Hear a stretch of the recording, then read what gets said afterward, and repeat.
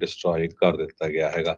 1 trillion dollar worth of cargo ਉਸ ਏਰੀਏ ਦੇ ਥਰੂ ਆਉਂਦੀ ਹੈ, ਵਾਟਰਵੇਜ਼ ਦੇ ਥਰੂ, ਜਿੱਥੇ ਹੂਟੀਜ਼ ਜੋ ਆ ਉਹ ਹਮੇਸ਼ਾ ਅਟੈਕ ਕਰਦੇ ਆ। ਉਹਨਾਂ ਨੇ 80 ਦੇ ਕਰੀਬ ਮਰਚੈਂਟ ਵੈਸਲਸ ਜੋ ਆ ਉਹ ਮਿਜ਼ਾਈਲਸ ਦੇ ਨਾਲ ਤੇ ਡਰੋਨਸ ਦੇ ਨਾਲ ਜਦੋਂ ਤੋਂ ਗਾਜ਼ਾ ਦੀ ਵਾਰ ਸ਼ੁਰੂ ਹੋਈ ਹੈ ਅਕਤੂਬਰ 2023 ਤੋਂ ਉਹ ਤੋਂ ਸ਼ੁਰੂ ਕੀਤੇ ਹੋਏ ਆ ਉਹਨਾਂ ਨੂੰ ਅਟੈਕ ਕਰਨਾ। ਤੇ ਇੱਕ ਵੈਸਲ ਨੂੰ ਆਪਣੇ ਕਬਜ਼ੇ 'ਚ ਵੀ ਲੈ ਲਿਆ ਸੀ, 2 ਵੈਸਲਸ ਜਿਹੜੇ ਆ ਪਾਣੀ 'ਚ ਡੁੱਬ ਵੀ ਗਏ ਸੀ।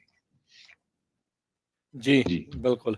ਤੇ ਉਧਰ ਜਿਹੜਾ ਹਰਜੋਤ ਸਿੰਘ ਜੀ ਮਸਲਾ ਜਿਹੜਾ ਕੈਨੇਡਾ ਤੇ ਭਾਰਤ ਦਾ ਵਧਿਆ ਹੋਇਆ ਆ, ਉਸ ਦੇ ਬਾਬਤ ਜੇ ਆਪਾਂ ਥੋੜੀ ਜਿਹੀ ਗੱਲ ਕਰਦੇ ਜਾਈਏ, ਅੱਜ ਯੂਕੇ ਨੇ ਵੀ ਜਿਹੜੀ ਉਹ ਤਾੜਨਾ ਕੀਤੀ ਆ ਇਸ ਟਾਈਮ ਇੰਡੀਆ ਨੂੰ ਵੀ ਭਾਈ ਇਸ ਇਨਵੈਸਟੀਗੇਸ਼ਨ ਦੇ ਵਿੱਚ ਤੁਸੀਂ ਸਾਥ ਦੇਵੋ। ਇਸ ਤੋਂ ਪਹਿਲਾਂ ਕੈਨੇਡਾ ਨੂੰ ਕੈਨੇਡਾ ਦੇ ਹੱਕ ਦੇ ਵਿੱਚ ਜਿਹੜੀਆਂ 5 ਆਈਜ਼ ਕੰਟਰੀਜ਼ ਆ ਉਹ ਆਈਆਂ, ਉਹ ਖੜੀਆਂ ਵੀ ਜੋ ਭਾਰਤ ਦੇ ਦੁਆਰਾ ਕੈਨੇਡਾ ਦੇ ਵਿੱਚ ਕਤਲੋਗਾਰਤ ਕੀਤੀ ਗਈ ਆ, ਉਸ ਦੇ ਵਿੱਚ ਜਿਹੜੇ ਉਹਨਾਂ ਦੇ ਸਫਾਰਤਖਾਨੇ ਦੇ ਡਿਪਲੋਮੈਟਸ ਦੇ ਨਾਲ ਜਿਹੜਾ ਹਾਈ ਕਮਿਸ਼ਨਰ ਇਨਵੋਲਵ ਆ, ਵੀ ਉਹ ਬੜੀ ਮੰਦਭਾਗੀ ਗੱਲ ਆ। ਆਸਟ੍ਰੇਲੀਆ ਦੇ ਜਿਹੜੇ ਸੈਨੇਟਰਸ ਆ, ਉਹਨਾਂ ਨੇ ਆਪਣੀ ਸਰਕਾਰ ਨੂੰ ਪੁੱਛਿਆ ਵੀ ਤੁਸੀਂ ਅਜੇ ਤੱਕ ਇਸ ਦੇ ਉੱਤੇ ਕੋਈ ਜਵਾਬ ਕਿਉਂ ਨਹੀਂ ਦਿੱਤਾ, ਜਾਂ ਇਸ ਦੇ ਉੱਤੇ ਕੋਈ ਬਿਆਨ ਅਜੇ ਤੱਕ ਤੁਸੀਂ ਕਿਉਂ ਨਹੀਂ ਜਿਹੜਾ ਉਹ ਦਾਗਿਆ ਹੈਗਾ। ਸੋ ਇਹ ਸਾਰੀਆਂ ਚੀਜ਼ਾਂ ਜਿਹੜੀਆਂ ਇਸ ਟਾਈਮ ਚੱਲ ਰਹੀਆਂ ਹੈਗੀਆਂ ਆ। ਸੋ ਇਹ ਜਿਹੜੀਆਂ ਚੀਜ਼ਾਂ ਆ ਧਿਆਨ ਰੱਖਣ ਦੀ ਜ਼ਰੂਰਤ ਹੈਗੀ ਆ। ਬਾਕੀ ਉਧਰ ਦੂਜੇ ਪਾਸੇ ਜਿਹੜਾ ਹਰਜੋਤ ਸਿੰਘ ਜੀ ਨਾਲ ਦੇ ਨਾਲ ਜਿਹੜੀ ਹਿੰਦੂ ਆਰਗੇਨਾਈਜੇਸ਼ਨ ਜੋ ਕਿ ਸਿੱਖਾਂ ਦੇ ਗੁਰਦੁਆਰਿਆਂ ਨੂੰ ਬਦਨਾਮ ਕਰ ਰਹੀਆਂ ਆ, ਉਹ ਆਪ ਹੁਣ ਵਿਕਟਮ ਦਾ ਪੱਤਾ ਖੇਡਣ ਦੀ ਜਿਹੜੀ ਉਹ ਕੋਸ਼ਿਸ਼ ਕਰ ਰਹੀਆਂ ਹੈਗੀਆਂ ਆ। ਸੋ ਇੱਕ ਤਾਂ ਉਹ ਗੈਸ ਲਾਈਟਿੰਗ ਕਰਦੀਆਂ ਆ, ਸਿੱਖਾਂ ਨੂੰ ਹੀ ਜਿਹੜਾ ਉਹ ਉਹਨਾਂ ਨੂੰ ਇੱਕ ਹਿਸਾਬ ਦੇ ਨਾਲ ਦੱਬ ਕੇ ਕੁਚਲ ਕੇ ਤੇ ਉਹਨਾਂ ਨੂੰ ਹੀ ਜਿਹੜਾ ਉਹ ਦੋਸ਼ੀ ਕਰਾਰ ਦੇਣ ਦੀ ਜਿਹੜੀ ਉਹ ਕੋਸ਼ਿਸ਼ ਕਰ ਰਹੀਆਂ। ਨੈਰੇਟਿਵ ਦੇ ਤੌਰ ਦੇ ਉੱਤੇ ਆਪਾਂ ਉਹਨਾਂ ਦੇਖਿਆ ਆਲਰੇਡੀ ਵੀ ਉੱਥੇ ਕਿਸ ਤਰੀਕੇ ਦੇ ਨਾਲ ਇਹ ਵੱਖ-ਵੱਖ ਆਰਗੇਨਾਈਜੇਸ਼ਨਸ ਲਾ ਇਨਫੋਰਸਮੈਂਟ ਅਧਿਕਾਰੀਆਂ ਨੂੰ ਜਿਹੜੀਆਂ ਉਹ ਮਿਲਦੀਆਂ ਆ ਤੇ ਸਿੱਖਾਂ ਬਾਰੇ ਕਿਸ ਤਰੀਕੇ ਦਾ ਗਲਤ ਪ੍ਰਚਾਰ, ਗੁਰਦੁਆਰਿਆਂ ਬਾਰੇ ਜਿਹੜਾ ਉਹ ਗਲਤ ਪ੍ਰਚਾਰ ਜਿਹੜਾ ਉਹ ਕਰ ਰਹੇ ਆ। ਬਾਕੀ ਜਿੱਥੇ-ਜਿੱਥੇ ਲਾ ਬਣਾਉਣ ਦੀ ਕੋਸ਼ਿਸ਼ ਕੀਤੀ ਜਾ ਰਹੀ ਆ, ਉਸ ਦੇ ਉਲਟ ਇਹ ਇਸ ਟਾਈਮ ਜਿਹੜੀ ਆਪੋ ਆਪਣੀਆਂ ਲੌਬਿੰਗ ਕਰਕੇ ਉਹਨਾਂ ਲਾਜ਼ ਕਾਨੂੰਨ ਜਿਹੜੇ ਉਹ ਨਾ ਬਣ ਸਕਣ, ਉਹਨਾਂ ਦੇ ਉੱਤੇ ਜਿਹੜਾ ਉਹ ਕੰਮ ਕਰ ਰਹੇ ਆ। ਸੋ ਇਹ ਇਸ ਟਾਈਮ ਸਿੱਧੇ ਤੌਰ ਦੇ ਉੱਤੇ ਅਮਰੀਕਨ ਸਿੱਖਾਂ ਦੇ ਉੱਤੇ ਜਿਹੜੇ ਉਹ ਹਮਲਿਆਂ ਨੂੰ ਅੱਗੇ ਹੋਰ ਜਿਹੜਾ ਉਹ ਵਧਾ ਰਹੇ ਆ। ਸੋ ਸਿੱਖਾਂ ਨੂੰ ਬਹੁਤ ਸੁਚੇਤ ਤੇ ਇਕੱਠੇ ਹੋ ਕੇ ਚੱਲਣ ਦੀ ਜਿਹੜੀ ਉਹ ਜ਼ਰੂਰਤ ਹੈਗੀ ਆ। ਤੇ ਟਰੱਕਿੰਗ ਵੱਲ ਵਧਣ ਤੋਂ ਪਹਿਲਾਂ ਹਰਜੋਤ ਸਿੰਘ ਜੀ ਦੱਸਦੇ ਜਾਈਏ ਵੀ ਜਿਹੜਾ ਨਿਰਭਉ ਤੇ ਨਿਆਂ ਮਾਰਚ, ਫੀਅਰਲੈਸ ਫॉर ਜਸਟਿਸ ਮਾਰਚ ਕੱਲ ਸੈਲਮਾ ਵਿਖੇ ਪਹੁੰਚਿਆ ਤੇ ਅੱਜ ਸੈਲਮਾ ਤੋਂ ਜਿਹੜਾ ਉਹ ਚੱਲ ਕੇ ਗੁਰਦੁਆਰਾ ਗੁਰੂ ਨਾਨਕ ਪ੍ਰਕਾਸ਼ ਜਿਹਨੂੰ ਸਰੋਵਰ ਵਾਲਾ ਗੁਰਦੁਆਰਾ ਸਾਹਿਬ ਆਖਿਆ ਜਾਂਦਾ, ਟਕਸਾਲ ਦਾ ਗੁਰਦੁਆਰਾ ਆ ਫਰੈਜ਼ਨੋ ਦੇ ਵਿੱਚ, ਉੱਥੇ ਸ਼ਾਮ ਨੂੰ 5 ਵਜੇ ਜਿਹੜਾ ਪਹੁੰਚੇਗਾ।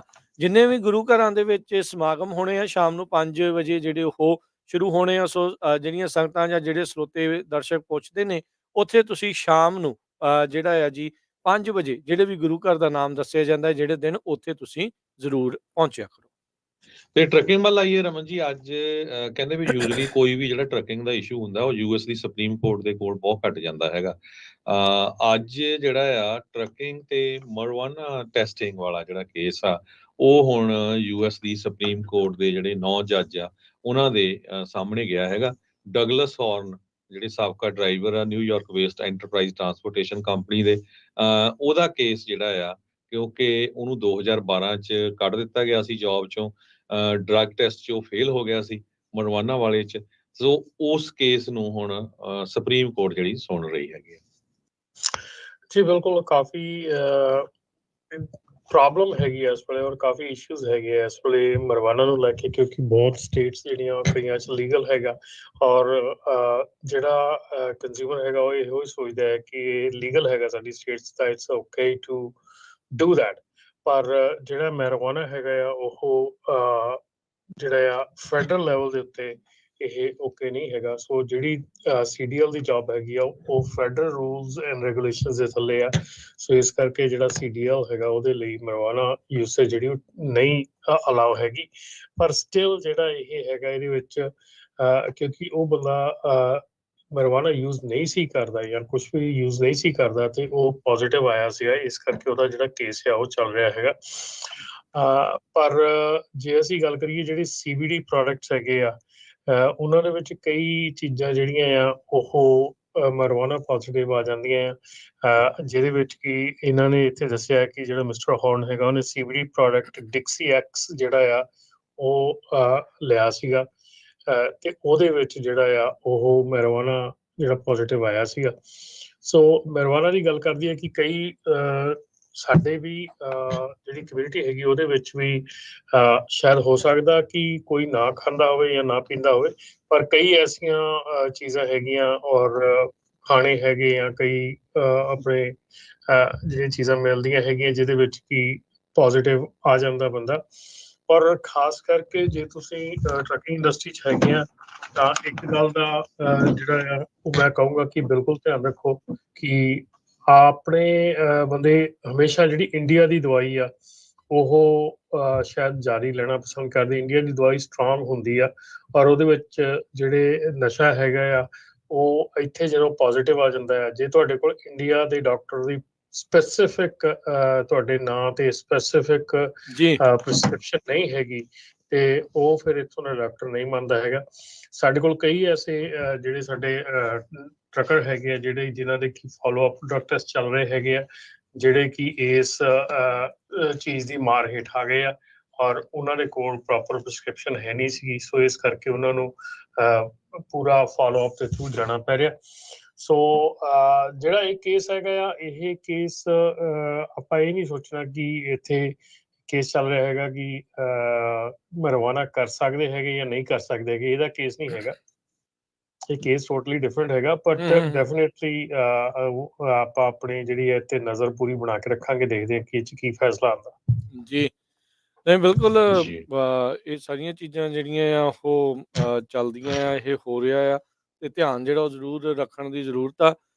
ਜਿੱਦਾਂ ਤੁਸੀਂ ਕਈ ਵਾਰੀ ਖਾਣਿਆਂ ਦਾ ਵੀ ਕੀਤਾ ਆ, ਭੰਗ ਆਪਾਂ ਨੂੰ ਪਤਾ ਹੈ ਵੀ ਆਪਣੇ ਵਾਲੇ ਪਾਸੇ ਕਈ ਜਾਣੇ ਜਿਹੜੇ ਆ ਉਹ ਕਰਨ ਲੱਗ ਜਾਂਦੇ ਆ, ਆ ਜਾਂਦੀ ਆ ਇਹ ਹੁਣ ਕਿਉਂਕਿ ਇੱਥੇ ਤੁਸੀਂ ਰਹਿੰਦੇ ਆ ਤੇ ਜਦੋਂ ਐਕਸਪੋਜ਼ ਹੁੰਦੇ ਆ ਤੇ ਬੰਦੇ ਨੂੰ ਕਈ ਨਹੀਂ ਵੀ ਪਤਾ ਹੁੰਦਾ, ਉਹ ਵੀ ਫਸ ਜਾਂਦੇ ਆ। ਸੋ ਇਹ ਭਾਈ ਜਿਹੜਾ ਧਿਆਨ ਦੇ ਨਾਲ ਜਿਹੜਾ ਉਹ ਚੱਲੋ, ਕੀ ਖਾਂਦੇ ਪੀਂਦੇ ਆ, ਕਿੱਥੋਂ ਖਾ ਪੀ ਰਹੇ ਆ, ਇਹਦਾ ਜਿਹੜਾ ਉਹ ਬਹੁਤ ਧਿਆਨ ਰੱਖਣ ਦੀ ਜ਼ਰੂਰਤ ਆ। ਹੈਲੋਵੀਨ ਦੇ ਉੱਤੇ ਅਕਸਰ ਇਹ ਜਿਹੜੀਆਂ ਸ਼ਿਕਾਇਤਾਂ ਜਾਂ ਇਹ ਜਿਹੜੀਆਂ ਚਰਚਾਵਾਂ ਚੱਲਦੀਆਂ ਰਹਿੰਦੀਆਂ, ਇਹ ਹੁੰਦੀਆਂ ਰਹਿੰਦੀਆਂ ਆ ਵੀ ਭਾਈ ਕਿਸੇ ਨੇ ਕੈਂਡੀ ਦੇ ਵਿੱਚ ਕੁਛ ਪਾਤਾ, ਕਿਸੇ ਨੇ ਕੁਛ ਜਿਹੜਾ ਉਹ ਕਰਤਾ। ਸੋ ਇਸ ਚੀਜ਼ ਦਾ ਜਿਹੜਾ ਉਹ ਜ਼ਰੂਰ ਧਿਆਨ ਰੱਖਿਆ ਜਿਹੜਾ ਉਹ ਜਾਵੇ ਜੀ। ਤੇ ਹੋਰ ਜਿਹੜੀਆਂ ਨਿਊਜ਼ ਆ, ਟਰੱਕਿੰਗ ਨਿਊਜ਼ ਆ, ਉਸ ਦੇ ਵੱਲ ਜੇ ਆਪਾਂ ਵੱਧਦੇ ਜਾਈਏ, ਰਮਨ ਜੀ ਉਹ ਜਿਹੜੀ ਬੀਤੇ ਦਿਨਾਂ ਦੇ ਵਿੱਚ ਉਹ ਜਿਹੜੀ ਨਿਊਜ਼ ਆਈ ਸੀ, ਇੱਕ ਪੰਜਾਬੀ ਦਾ ਜਿਹੜਾ ਮੁੰਡੇ ਦਾ ਜਿਹਦਾ ਕਤਲ ਹੋਇਆ ਸੀ, ਉਸ ਮਾਮਲੇ ਦੇ ਵਿੱਚ ਅਪਡੇਟ ਆਈ ਆ, ਇੱਕ ਪੰਜਾਬੀ ਉਹੀ ਫੜਿਆ ਗਿਆ ਜੀ ਇਸ ਵੇਲੇ ਉਹਦੇ ਜਿਹੜੇ ਆ ਵਾਰੰਟ ਜਾਰੀ ਹੋਏ ਆ, I don't know Ajay arrested ਹੈਗਾ ਕਿ ਨਹੀਂ ਹੈਗਾ, ਪਰ ਇਹੋ ਹੀ ਅਸੀਂ ਜਿਹੜੀਆਂ ਫੌਕਸ ਨਿਊਜ਼ ਉੱਥੋਂ ਦੀਆਂ ਲੋਕਲ ਨਿਊਜ਼ ਹੈਗੀਆਂ ਉਹ ਦੇਖੀ ਹੈਗੀ ਆ ਯੂਟਾ ਦੀ, ਤੇ ਜਿਹਦੇ ਵਿੱਚ ਇਹ ਦੱਸਿਆ ਗਿਆ ਕਿ ਉਹਦਾ ਜਿਹੜਾ ਡਰਾਮੈਟਿਕ ਟਰਨ ਜਿਹੜਾ ਹੋਇਆ ਹੈਗਾ ਉਹ ਇਹ ਹੋਇਆ ਹੈਗਾ ਕਿ ਉਸ ਕੇਸ ਦੇ ਵਿੱਚ ਇੱਕ ਕੋਈ ਪੰਜਾਬੀ ਸੀਗਾ ਜਿਹੜਾ ਕਿ ਰੀਨੋ ਤੋਂ ਲੈ ਕੇ ਤੇ ਉੱਥੋਂ ਤੱਕ ਉਹਦਾ ਪਿੱਛਾ ਕਰਦਾ ਜਾ ਰਿਹਾ ਸੀਗਾ ਮਰਸੀਡੀਜ਼ ਕਾਰ ਦੇ ਵਿੱਚ, ਤੇ ਉਹਨੂੰ ਇਸ ਚੀਜ਼ ਦੇ ਵਿੱਚ ਉਹਦੇ ਅਰੈਸਟ ਵਾਰੰਟ ਜਿਹੜੇ ਇਸ਼ੂ ਹੋ ਚੁੱਕੇ ਆ। ਸੋ ਆਈ ਹੋਪ ਕਿ ਇਹ ਚੀਜ਼ਾਂ ਜਿਹੜੀਆਂ ਆ ਇਹ ਫਿਰ ਅਗੇਨ ਮੈਂ ਇੱਕ ਦੋ ਵੀਡੀਓਜ਼ ਵਾਚ ਕਰ ਰਿਹਾ ਸੀਗਾ ਔਰ ਉਹਦੇ ਵਿੱਚ ਜਿਹੜੀਆਂ ਕੀ ਚੀਜ਼ਾਂ ਤੁਸੀਂ ਜਿੰਨੇ ਵੀ ਸੋਸ਼ਲ ਮੀਡੀਆ ਤੇ ਬੈਠੇ ਹੈਗੇ ਆ, ਤੁਹਾਡੀ ਇੱਕ ਮੋਰਲ ਰਿਸਪੌਂਸਿਬਿਲਿਟੀ ਲੈ ਕੇ ਚੱਲੀਏ। ਕੋਈ ਕਹਿ ਰਿਹਾ ਕਿ ਦੇਖੋ ਐਵੇਂ ਕਹਿ ਦਿੰਦੇ ਆ ਉੱਥੇ ਐਗਜ਼ਿਟ ਤੇ ਨਹੀਂ ਸੌਣਾ ਚਾਹੀਦਾ, ਇਹ ਨਹੀਂ, ਇਹ ਗੋਰੇ ਲੋਕ ਏਦਾਂ ਦੇ ਨਹੀਂ ਹੈਗੇ, ਇਹ ਤਾਂ ਆਪਣਾ ਹੀ ਸੀਗਾ, ਏਦਾਂ ਸੀਗਾ ਉੱਦਾਂ ਸੀਗਾ। ਜਿਹੜੀ ਅਸੀਂ ਗੱਲ ਕਰਦੇ ਹਾਂ, ਸਾਡੀ ਗੱਲ ਟੋਟਲੀ ਜਿਹੜੀ ਆ ਉਹ ਹੁੰਦੀ ਆ ਕਿ ਤੁਸੀਂ ਆਪਣੀ ਸੇਫਟੀ ਕਿਤੇ ਰੱਖਣੀ ਹੈ। ਔਰ ਇਸ ਕੇਸ ਨੂੰ ਲੈ ਕੇ ਬਿਲਕੁਲ ਖਾਸ ਇੱਕ ਹੋਰ ਇਹ ਹੈ ਕਿ ਤੁਸੀਂ ਆਪਣਾ ਜਦੋਂ ਤੁਸੀਂ ਡਰਾਈਵ ਕਰਦੇ ਆ, ਤੁਸੀਂ ਆਪਣਾ ਜ਼ਰੂਰ ਬੈਕ ਮਿਰਰ ਵਾਚ ਕਰੋ ਕਿ ਕੌਣ ਹੈ ਜਿਹੜਾ ਤੁਹਾਨੂੰ ਲਗਾਤਾਰ ਫੋਲੋ ਕਰ ਰਿਹਾ ਹੈਗਾ। ਔਰ ਦੇਖੋ ਇਹ ਕਾਰ ਹਰ ਗੈਸ ਸਟੇਸ਼ਨ ਤੇ ਉਹਦੇ ਨਾਲ ਨਿਕਲੀ ਹੈਗੀ, ਹਰ ਟਰੱਕ ਸਟਾਪ ਤੇ ਨਾਲ ਨਿਕਲੀ ਹੈਗੀ ਆ, ਉਹਦੇ ਆਲੇ ਦੁਆਲੇ ਘੁੰਮਦੀ ਰਹੀ ਹੈਗੀ ਆ, ਉਹਦੇ ਪਿੱਛੇ ਐਗਜ਼ਿਟ ਕੱਢੇ ਆ, ਉਹਨੇ ਵਾਪਸ ਟਰੱਕ ਘੁਮਾਇਆ ਵਿਨਮਾਕਾ ਤੋਂ, ਕਈ ਜਗ੍ਹਾ ਤੋਂ ਉਹਨੇ ਟਰੱਕ ਘੁੰਮਿਆ, ਪਰ ਕਾਰ ਉਹਦੇ ਨਾਲ ਰਹੀ ਹੈ। ਔਰ ਇਹ ਸੋਚਣ ਵਾਲੀ ਗੱਲ ਹੈ ਕਿ ਰੀਨੋ ਤੋਂ ਲੈ ਕੇ ਤੇ ਯੂਟਾ ਤੱਕ ਹੀ could not figure it out ਕਿ ਕੋਈ ਮੇਰਾ ਪਿੱਛਾ ਕਰ ਰਿਹਾ ਹੈਗਾ, ਔਰ ਫਿਰ ਵੀ ਉਸ ਸੁਨਸਾਨ ਜਗ੍ਹਾ ਤੇ ਜਾ ਕੇ ਸੌ ਗਿਆ। ਠੀਕ ਹੈ ਨਾ। ਸੋ ਇਹ ਅਣਗਹਿਲੀ ਜਿਹੜੀ ਹੈ ਨਾ, ਇਹ ਆਪਣੇ ਤੇ ਹੋਰ ਕੋਈ ਵੀ ਟਰੱਕਰ ਜਿਹੜਾ ਹੈਗਾ ਨਾ, ਇਹ ਅਣਗਹਿਲੀ ਨਹੀਂ ਕਰਨੀ ਚਾਹੀਦੀ। ਪਹਿਲਾਂ ਤਾਂ ਤੁਸੀਂ ਵਾਚ ਕਰੋ ਕਿ ਤੁਹਾਡੇ ਪਿੱਛੇ ਕੌਣ ਆ ਰਿਹਾ। ਦੂਸਰਾ, ਟਰਾਈ ਟੂ ਬੀ ਸੇਫ, ਹੈ ਨਾ। ਪੁਲਿਸ ਨੂੰ ਕਾਲ ਕਰਨ ਦੇ ਵਿੱਚ ਕੋਈ ਹਰਜ ਨਹੀਂ ਹੁੰਦਾ, ਪੁਲਿਸ ਆਉਂਦੀ ਹੈ, ਚੈੱਕ ਕਰਦੀ ਹੈ, ਦੇਖੋ ਕੀ ਹੁੰਦਾ। ਤੇ ਦੂਸਰੀ ਗੱਲ ਇਹ ਆ ਰਾਜਕਰਨ ਵੀ ਬਹੁਤ ਜ਼ਿਆਦਾ ਜਿਹੜੇ ਲੋਕੀ ਹੈਗੇ ਆ ਸੋਸ਼ਲ ਮੀਡੀਆ ਦੇ ਉੱਤੇ, ਉਹ ਕਈ ਵਾਰੀ ਤਾਂ ਬਹੁਤ ਦੁੱਖ ਲੱਗਦਾ ਕਿ ਜਦੋਂ ਗੱਲ ਕਰ ਰਹੇ ਹੁੰਦੇ ਆ, ਜਿਵੇਂ ਕਿ ਆਪਣੇ ਇੱਕ ਮੰਦਭਾਗੀ ਘਟਨਾ ਟਰਲਕ ਦੇ ਵਿੱਚ ਵੀ ਵਾਪਰੀ ਆ, ਤੇ ਟਰਲਕ ਗੁਰੂ ਘਰ ਦੇ ਵਿੱਚ ਵੀ, ਉਹਦੇ ਬਾਰੇ ਦੇ ਵਿੱਚ ਕਈ ਮੈਂ ਦੇਖਿਆ ਕਿ ਜਿਹੜੇ ਵੀਡੀਓ ਬਣਾਉਂਦੇ ਨੇ, ਪਤਾ ਨਹੀਂ ਵਿਊਜ਼ ਲੈਣ ਦੇ ਮਾਰੇ ਦੇ ਵਿੱਚ ਕੀ ਗੱਲ ਕਰ ਰਹੇ ਆ, ਕੀ ਨਹੀਂ ਕਰ ਰਹੇ। ਬਹੁਤ ਹੀ ਜ਼ਿਆਦਾ ਉਹ ਭੱਦਾ ਲੱਗਦਾ ਹੈਗਾ ਕਿ ਜਦੋਂ ਉਹ ਏਦਾਂ ਕੋਈ ਇਹ ਕੋਈ ਮੈਂ ਆਪ ਨੂੰ ਖੁਦ ਨੂੰ ਆਪਣੇ ਆਪ ਨੂੰ ਇਹ ਨਹੀਂ ਕਹਿੰਦਾ ਕਿ ਮੈਂ ਕੋਈ ਰਿਪੋਰਟਿੰਗ ਦੀ ਕੋਈ ਡਿਗਰੀ ਕੀਤੀ ਆ ਜਾਂ ਮੈਂ ਕੋਈ ਇਸ ਤਰ੍ਹਾਂ ਦੀ ਕੋਈ ਕੀਤੀ ਆ, ਪਰ ਜਦੋਂ ਏਦਾਂ ਦੀ ਕੋਈ ਗੱਲ ਕਰਨ ਲੱਗਦੀ ਹੈ ਤਾਂ ਬੜੇ ਧਿਆਨ ਦੇ ਨਾਲ, ਬੜੀ ਸਮਝਦਾਰੀ ਨਾਲ, ਸੋਚ ਸਮਝ ਨਾਲ ਗੱਲ ਕਰਨੀ ਚਾਹੀਦੀ ਆ। ਤੁਸੀਂ ਕੁਐਸਚਨ ਚੁੱਕ ਰਹੇ ਆ ਗੁਰਦੁਆਰੇ 'ਚ ਹੀ ਕਿਉਂ, ਜਾਂ ਇੱਥੇ ਕਿਉਂ, ਜਾਂ ਆਹ ਕਿਉਂ, ਜਾਂ ਉਹ ਕਿਉਂ, ਤੁਸੀਂ who are you to raise a question. ਠੀਕ ਹੈ ਨਾ। ਇਹ ਪੁਲਿਸ ਦਾ ਕੰਮ ਹੈਗਾ, ਜਾਂ ਇਹ ਇੱਕ ਪਰਿਵਾਰ ਦਾ ਨੁਕਸਾਨ ਹੋਇਆ ਹੈਗਾ, ਔਰ ਅਸੀਂ ਉਸੇ ਚੀਜ਼ ਦੇ ਉੱਤੇ ਏਦਾਂ ਦੀਆਂ ਚੀਜ਼ਾਂ ਬਣਾ ਲੈਂਦੇ ਆ ਕਿ ਪਰ ਇਹ ਸਾਰੀਆਂ ਚੀਜ਼ਾਂ ਪ੍ਰੀਵੈਂਟੇਬਲ ਹੈਗੀਆਂ, ਔਰ ਇਹ ਬਿਲਕੁਲ 100% ਹੈਗੀ, ਪ੍ਰੀਵੈਂਟੇਬਲ ਹੈਗੀਆਂ, ਔਰ ਇਹਨਾਂ ਪ੍ਰੀਵੈਂਟ ਕੀਤਾ ਜਾ ਸਕਦਾ। ਸਾਡੇ ਜਿਹੜੇ ਆਸ-ਪਾਸ ਜਿੰਨੇ ਵੀ ਸਾਡੇ ਪ੍ਰਾਣੀ ਰਹਿੰਦੇ ਆ, ਜਾਂ ਜਿੰਨੇ ਵੀ ਦੋਸਤ ਮਿੱਤਰ, ਭੈਣ ਭਰਾ, ਫੈਮਿਲੀ ਮੈਂਬਰ ਰਹਿੰਦੇ ਆ, ਕਿਸੇ ਨਾ ਕਿਸੇ ਨੂੰ ਪਤਾ ਹੁੰਦਾ ਕਿ ਕੀ ਚੱਲ ਰਿਹਾ ਹੈਗਾ ਕਿਸੇ ਦੀ ਲਾਈਫ ਦੇ ਵਿੱਚ। ਹਾਂ ਠੀਕ ਹੈ, ਇੰਟਰਨਲੀ ਉਹਦੇ ਮਨ 'ਚ ਕੀ ਚੱਲ ਰਿਹਾ ਨਹੀਂ ਪਤਾ, ਲੇਕਿਨ ਉਹਦੇ ਹਾਵ ਭਾਵ ਤੋਂ ਪਤਾ ਲੱਗਦਾ ਕਿ ਕੀ ਹੋ ਰਿਹਾ। ਸੋ ਜੇ ਕੋਈ ਇੱਦਾਂ ਦੀ ਸਿਚੁਏਸ਼ਨ ਹੈਗੀ ਆ, ਕਨਫਰਮ ਨਹੀਂ ਹੈਗੀ, ਸ਼ਾਇਦ ਸਟਾਕਟਨ ਦੇ ਵਿੱਚ ਵੀ ਕੋਈ ਹਾਦਸਾ ਵਾਪਰਿਆ ਹੈਗਾ, ਪਰ ਕਨਫਰਮ ਨਹੀਂ ਹੈਗਾ। ਪਰ ਡੈਫੀਨੇਟਲੀ ਇਹਨਾਂ ਚੀਜ਼ਾਂ ਬਾਰੇ ਗੱਲ ਕਰਨ ਲੱਗੇ 100 ਵਾਰੀ ਸੋਚਿਆ ਕਰੋ ਵੀ ਤੁਸੀਂ ਕੁਐਸਚਨ ਕਰਨ ਦਾ ਹੱਕ ਤੁਸੀਂ ਕਿਹਦੇ ਕੋਲੋਂ ਲਿਆ ਹੈਗਾ, ਕਿਉਂ ਤੁਸੀਂ ਏਦਾਂ ਦੀਆਂ ਕੁਐਸਚਨਸ ਜਿਹੜੇ ਕਰਦੇ ਹੈਗੇ ਆ। ਮੈਨੂੰ ਬਹੁਤ ਦੁੱਖ ਹੁੰਦਾ ਕਿ ਜਦੋਂ ਕਿਸੇ ਨੂੰ ਸੁਣੀਦਾ ਔਰ ਉਹ ਇਹੋ ਜਿਹੇ ਕੁਐਸਚਨ ਕਰ ਰਹੇ ਹੁੰਦੇ ਆ ਆਨਲਾਈਨ ਕਿ ਜਿਹੜੇ ਵਾਹਿਯਾਤ ਲੱਗਦੇ ਆ। ਬਿਲਕੁਲ ਜੀ ਬਿਲਕੁਲ। ਸੋ ਜਿਹੜੀ ਇਹ ਯੂਟਾ ਦੇ ਵਿੱਚ ਕਤਲ ਹੋਇਆ ਸੀ ਟਰੱਕ ਦੇ ਪਿੱਛੇ ਮਰਸਡੀ ਕਾਰ, ਉਹ ਨਵਾਡਾ ਸਟੇਟ ਤੋਂ ਹੀ ਜਿਹੜਾ ਸਾਰਾ ਕੁਝ ਟਰੈਕ ਹੋ ਗਿਆ, ਕਿਉਂਕਿ ਅੱਜ ਕੱਲ ਜਿੰਨੇ ਵੀ ਪੁਲਿਸ ਕਾਰਸ ਆ ਉਹਨਾਂ ਦੇ ਰੀਡਰ ਲੱਗੇ ਹੋਏ ਹੈਗੇ ਆ, ਨੇਮ ਪਲੇਟ ਜਿਹੜੀ ਪੜ੍ਹ ਹੋ ਜਾਂਦੀ ਆ। ਸੋ ਜਸਵਿੰਦਰ ਸਿੰਘ ਢਿੱਲੋਂ 46 ਸਾਲਾਂ ਦਾ, ਵਾਸ਼ਿੰਗਟਨ ਸਟੇਟ ਦਾ, ਉਹਨਾਂ ਨੂੰ ਚਾਰਜ ਕੀਤਾ ਗਿਆ ਆ ਕ੍ਰਿਮੀਨਲ ਹੋਮੋਸਾਈਡ, ਐਗਰੇਵੇਟਡ ਮਰਡਰ ਤੇ ਐਗਰੇਵੇਟਡ ਕਿਡਨੈਪਿੰਗ ਤੇ। ਤੁਸੀਂ ਦੇਖਿਆ ਹੋਣਾ ਆ ਪਈ ਯੂਟਾ ਦੇ ਵਿੱਚ ਇੱਕ ਆਪਣਾ ਹੀ ਪੰਜਾਬੀ ਜਿਹੜਾ ਟਰੱਕਰ ਸੀਗਾ, ਉਸ ਨੂੰ ਜਿਹੜਾ ਜਦੋਂ ਟਰੱਕ 'ਚ ਸੁੱਤਾ ਪਿਆ ਸੀ ਉੱਥੇ ਉਹਦਾ ਜਿਹੜਾ ਕਤਲ ਕਰ ਦਿੱਤਾ ਗਿਆ ਸੀ। ਇਹ ਥੋੜੇ ਦਿਨਾਂ ਦੀ ਗੱਲ ਹੈਗੀ ਆ, ਪਰ ਹੁਣ ਇਹ ਸਾਰਾ ਕੁਝ ਜਿਹੜਾ ਆ ਕਲੀਅਰ ਹੋ ਗਿਆ, ਕੌਣ ਉਹਦੇ ਵਿੱਚ ਇਨਵੋਲਵ ਸੀਗਾ ਤੇ ਕਿਹੜੀ ਪਲੇਟ ਹੈਗੀ, ਸਾਰਾ ਕੁਝ ਉਹਨਾਂ ਨੇ ਕਹਿੰਦੇ ਵੀ ਕਿਹੜੇ ਨਵਾਡਾ ਦੇ ਗੈਸ ਸਟੇਸ਼ਨ ਤੇ ਉਹ ਕਾਰ ਰੁਕੀ, ਕਿੱਧਰ ਨੂੰ ਗਈ, ਸਾਰਾ ਕੁਝ ਮਿੰਟ ਬਾਈ ਮਿੰਟ ਡਾਟਾ ਇਕੱਠਾ ਹੋਇਆ। ਸੋ ਜੇ ਕੋਈ ਕ੍ਰਾਈਮ ਕਰਦਾ ਹੈ ਇੱਥੋਂ ਭੱਜ ਨਹੀਂ ਸਕਦਾ ਹੈਗਾ, ਇੱਥੋਂ ਇਹ ਗੱਲ ਜਿਹੜੀ ਆ ਕਲੀਅਰ ਹੋ ਗਈ ਆ। ਪਰ ਇਹ ਜੋ ਵੀ ਹੋਇਆ ਮਾੜੀ ਗੱਲ ਆ, ਇੱਦਾਂ ਦੀ ਘਟਨਾ ਨਹੀਂ ਵਾਪਰਨੀ ਚਾਹੀਦੀ। ਦੂਸਰਾ, ਟਰਲਕ ਗੁਰਦੁਆਰਾ ਸਾਹਿਬ ਦੇ ਵਿੱਚ ਸੀ, ਸਾਨੂੰ ਵੀ ਬਹੁਤ ਕਾਲਾਂ ਆਈਆਂ, ਤੁਸੀਂ ਖਬਰ ਨਹੀਂ ਸਾਂਝੀ ਕਰਦੇ, ਆਹ ਕਰੋ। ਹੁਣ ਦੱਸੋ ਇਹਦੇ 'ਚ ਸਾਂਝੀ ਕਰਨ ਵਾਲੀ ਕੀ ਗੱਲ ਹੈਗੀ ਆ? ਜੇ ਹੁਣ ਬੰਦਾ ਵਿਚਾਰਾ ਅਪਸੈਟ ਸੀ, ਉਹਨ ਆਪਣੇ ਆਪ ਨੂੰ ਏਦਾਂ ਕਰ ਲਿਆ, ਨਹੀਂ ਚਾਹੀਦਾ ਸੀ। ਏਦਾਂ ਹੀ ਹੁਣ ਸਟਾਕਟਨ ਤੋਂ ਵੀ ਇੱਕ ਖਬਰ ਆ ਰਹੀ ਆ ਵੀ ਉੱਥੇ ਵੀ ਆਪਣੇ ਕਿਸੇ ਨੌਜਵਾਨ ਨੇ ਸੁਸਾਈਡ ਕਰ ਲਿਆ। ਭਈ ਇਹ ਬਹੁਤ ਮਾੜੀ ਗੱਲ ਆ। ਤੁਸੀਂ ਘੱਟੋ ਘੱਟ ਬੜੀਆਂ ਕੰਪਨੀਆਂ ਦੇ ਜਿਹੜਾ ਵਾਲਮਾਰਟ ਦਾ ਓਨਰ ਸੀ ਸੈਮ ਵਾਲਟਨ, ਵਾਲਟ ਡਿਜ਼ਨੀ ਵਾਲੇ ਨੂੰ ਦੇਖੋ, ਉਹਨੇ ਕਿੰਨੀ ਵਾਰੀ ਬੈਂਕਰਪਸੀ ਕੀਤੀ ਸੀ, ਮੁੜ ਕੇ ਫਿਰ ਕਿਹੜੀਆਂ ਕੰਪਨੀਆਂ ਖੜੀਆਂ ਕਰ ਲਈਆਂ। ਅਮਰੀਕਾ ਦੇ ਵਿੱਚ ਕੋਈ ਭੁੱਖਾ ਨਹੀਂ ਮਰਦਾ ਹੈਗਾ, ਗੁਰੂ ਘਰ ਸਾਡੇ ਖਾਲੀ, ਜਦ ਮਰਜੀ ਤੁਸੀਂ ਜਾ ਸਕਦੇ ਆ ਉੱਥੇ, ਸਵੇਰੇ ਸ਼ਾਮ ਛਕੋਗੇ, ਤੁਹਾਨੂੰ ਕੋਈ ਪੁੱਛੂਗਾ ਨਹੀਂ, ਬੰਦੇ ਦੇ ਪੈਰ ਲੱਗ ਜਾਂਦੇ ਹੁੰਦੇ ਆ। ਸੋ ਇੱਕ ਦੂਜੇ ਦਾ ਸਾਥ ਦਈਏ, ਬਿਜ਼ਨਸ ਜਿਹੜੇ ਆ ਉਹ ਉੱਪਰ ਥੱਲੇ ਹੁੰਦੇ ਰਹਿੰਦੇ ਆ। ਬੜੀਆਂ ਕੰਪਨੀਆਂ ਆਪਾਂ ਦੇਖੀਆਂ ਕਿੱਥੇ ਦੀਆਂ ਕਿੱਥੇ ਚਲ ਗਈਆਂ, ਕਈ ਬੈਂਕਰਪਟੀ ਹੋ ਗਈਆਂ, ਕਈਆਂ ਕੰਪਨੀਆਂ ਦੇ ਨਾਂ ਹੀ ਹੈ ਨਹੀਂ ਹੁਣ ਅੱਜ ਕੱਲ। ਪਰ ਆਹ ਜਿਹੜਾ ਕੰਮ ਆ ਇਹ ਨਾ ਕਰੋ। ਇਹ ਘੱਟੋ ਘੱਟ ਜਿਹੜੇ ਆਪਣੇ ਪੰਜਾਬੀ ਆ ਉਹਨਾਂ ਨੂੰ ਤਾਂ ਨਹੀਂ ਇਹ ਕੰਮ ਕਰਨਾ ਚਾਹੀਦਾ ਹੈਗਾ। ਵੈਸੇ ਤਾਂ ਕਿਸੇ ਨੂੰ ਵੀ ਨਹੀਂ ਕਰਨਾ ਚਾਹੀਦਾ। ਤੇ ਗੁਰੂ ਦਾ ਓਟ ਆਸਰਾ ਲੈ ਕੇ ਇਸ ਜਿਹੜਾ ਇਹ ਤਾਂ ਜਿਹੜਾ ਗੁਰਬਾਣੀ ਦੇ ਵਿੱਚ ਵੀ ਲਿਖਿਆ ਵੀ ਸਭ ਤੋਂ ਮਾੜੀ ਗੱਲ ਆ ਜੇ ਆਪਣੇ ਆਪ ਨੂੰ ਕਿਸੇ ਨੇ ਨਾਲੇ ਸੁਸਾਈਡ ਦੇਖੋ ਕਰਨਾ। ਇੱਥੇ ਰਿਸੋਰਸਿਸ ਅਵੇਲੇਬਲ ਆ, ਮਦਦ ਅਵੇਲੇਬਲ ਆ, ਤੁਸੀਂ ਉਹਨਾਂ ਦੀ ਮਦਦ ਕਰੋ ਕਿਉਂਕਿ ਇਸ ਮਾਮਲੇ ਦੇ ਵਿੱਚ ਸੁਸਾਈਡ ਦੀ ਗੱਲ ਆ, ਸੋ ਇਹ ਸੈਂਸਿਟਿਵ ਟੌਪਿਕ ਆ ਕਈਆਂ ਦੇ ਲਈ। ਸੋ ਸੁਸਾਈਡ ਦੀ ਜੇ ਤੁਹਾਨੂੰ ਲੱਗਦਾ ਹੈ ਤੇ ਉਹਦੇ ਲਈ ਕਾਲ ਕਰ ਸਕਦੇ ਆ 988 ਇੱਕ ਨੰਬਰ ਆ, ਪੂਰੇ ਅਮਰੀਕਾ ਦੇ ਵਿੱਚ ਜਿਹੜਾ ਉਹ ਚੱਲਦਾ ਆ, ਹੈਲਪ ਅਵੇਲੇਬਲ ਆ।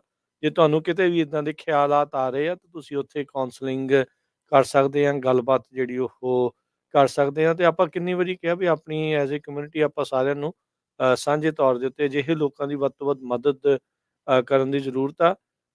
ਜਦੋਂ ਕਿਤੇ ਮੰਦੀ ਦਾ ਦੌਰ ਚੱਲਦਾ ਜਾਂ ਫਾਈਨੈਂਸ਼ੀਅਲ ਤੌਰ ਦੇ ਉੱਤੇ ਕਈ ਦੀ ਬੰਦਾ ਇੱਦਾਂ ਦੇ ਗਲਤ ਸਟੈਪ ਵਧਣ ਵੱਲ ਤੁਰਨ ਨੂੰ ਤੁਰ ਪੈਂਦਾ ਆ, ਉਸ ਮੌਕੇ ਉਹਦੇ ਪਰਿਵਾਰ ਨੂੰ, ਉਹਦੇ ਦੋਸਤਾਂ ਮਿੱਤਰਾਂ ਨੂੰ ਸਭ ਤੋਂ ਵੱਡੇ ਜਿਹੜੇ ਸਹਾਰਾ ਉਹਨਾਂ ਲੋਕਾਂ ਦੀ ਬਣਨ ਦੀ ਜ਼ਰੂਰਤ ਆ। ਜਿੱਦਾਂ ਰਮਨ ਜੀ ਨੇ ਪਹਿਲਾਂ ਵੀ ਕਿਹਾ, ਕਿਹਦੇ ਗੱਲਾਂ ਜਿਹੜੀਆਂ ਉਹ ਕਿੱਦਾਂ ਦੀਆਂ ਕਰ ਰਿਹਾ ਹੁੰਦਾ, ਥੋੜ੍ਹਾ ਜਿਹਾ ਅੰਦਾਜ਼ਾ ਹੋਣ ਲੱਗ ਜਾਂਦਾ ਹੈ ਉਹਦੇ ਆਸ-ਪਾਸ ਲੋਕਾਂ ਨੂੰ।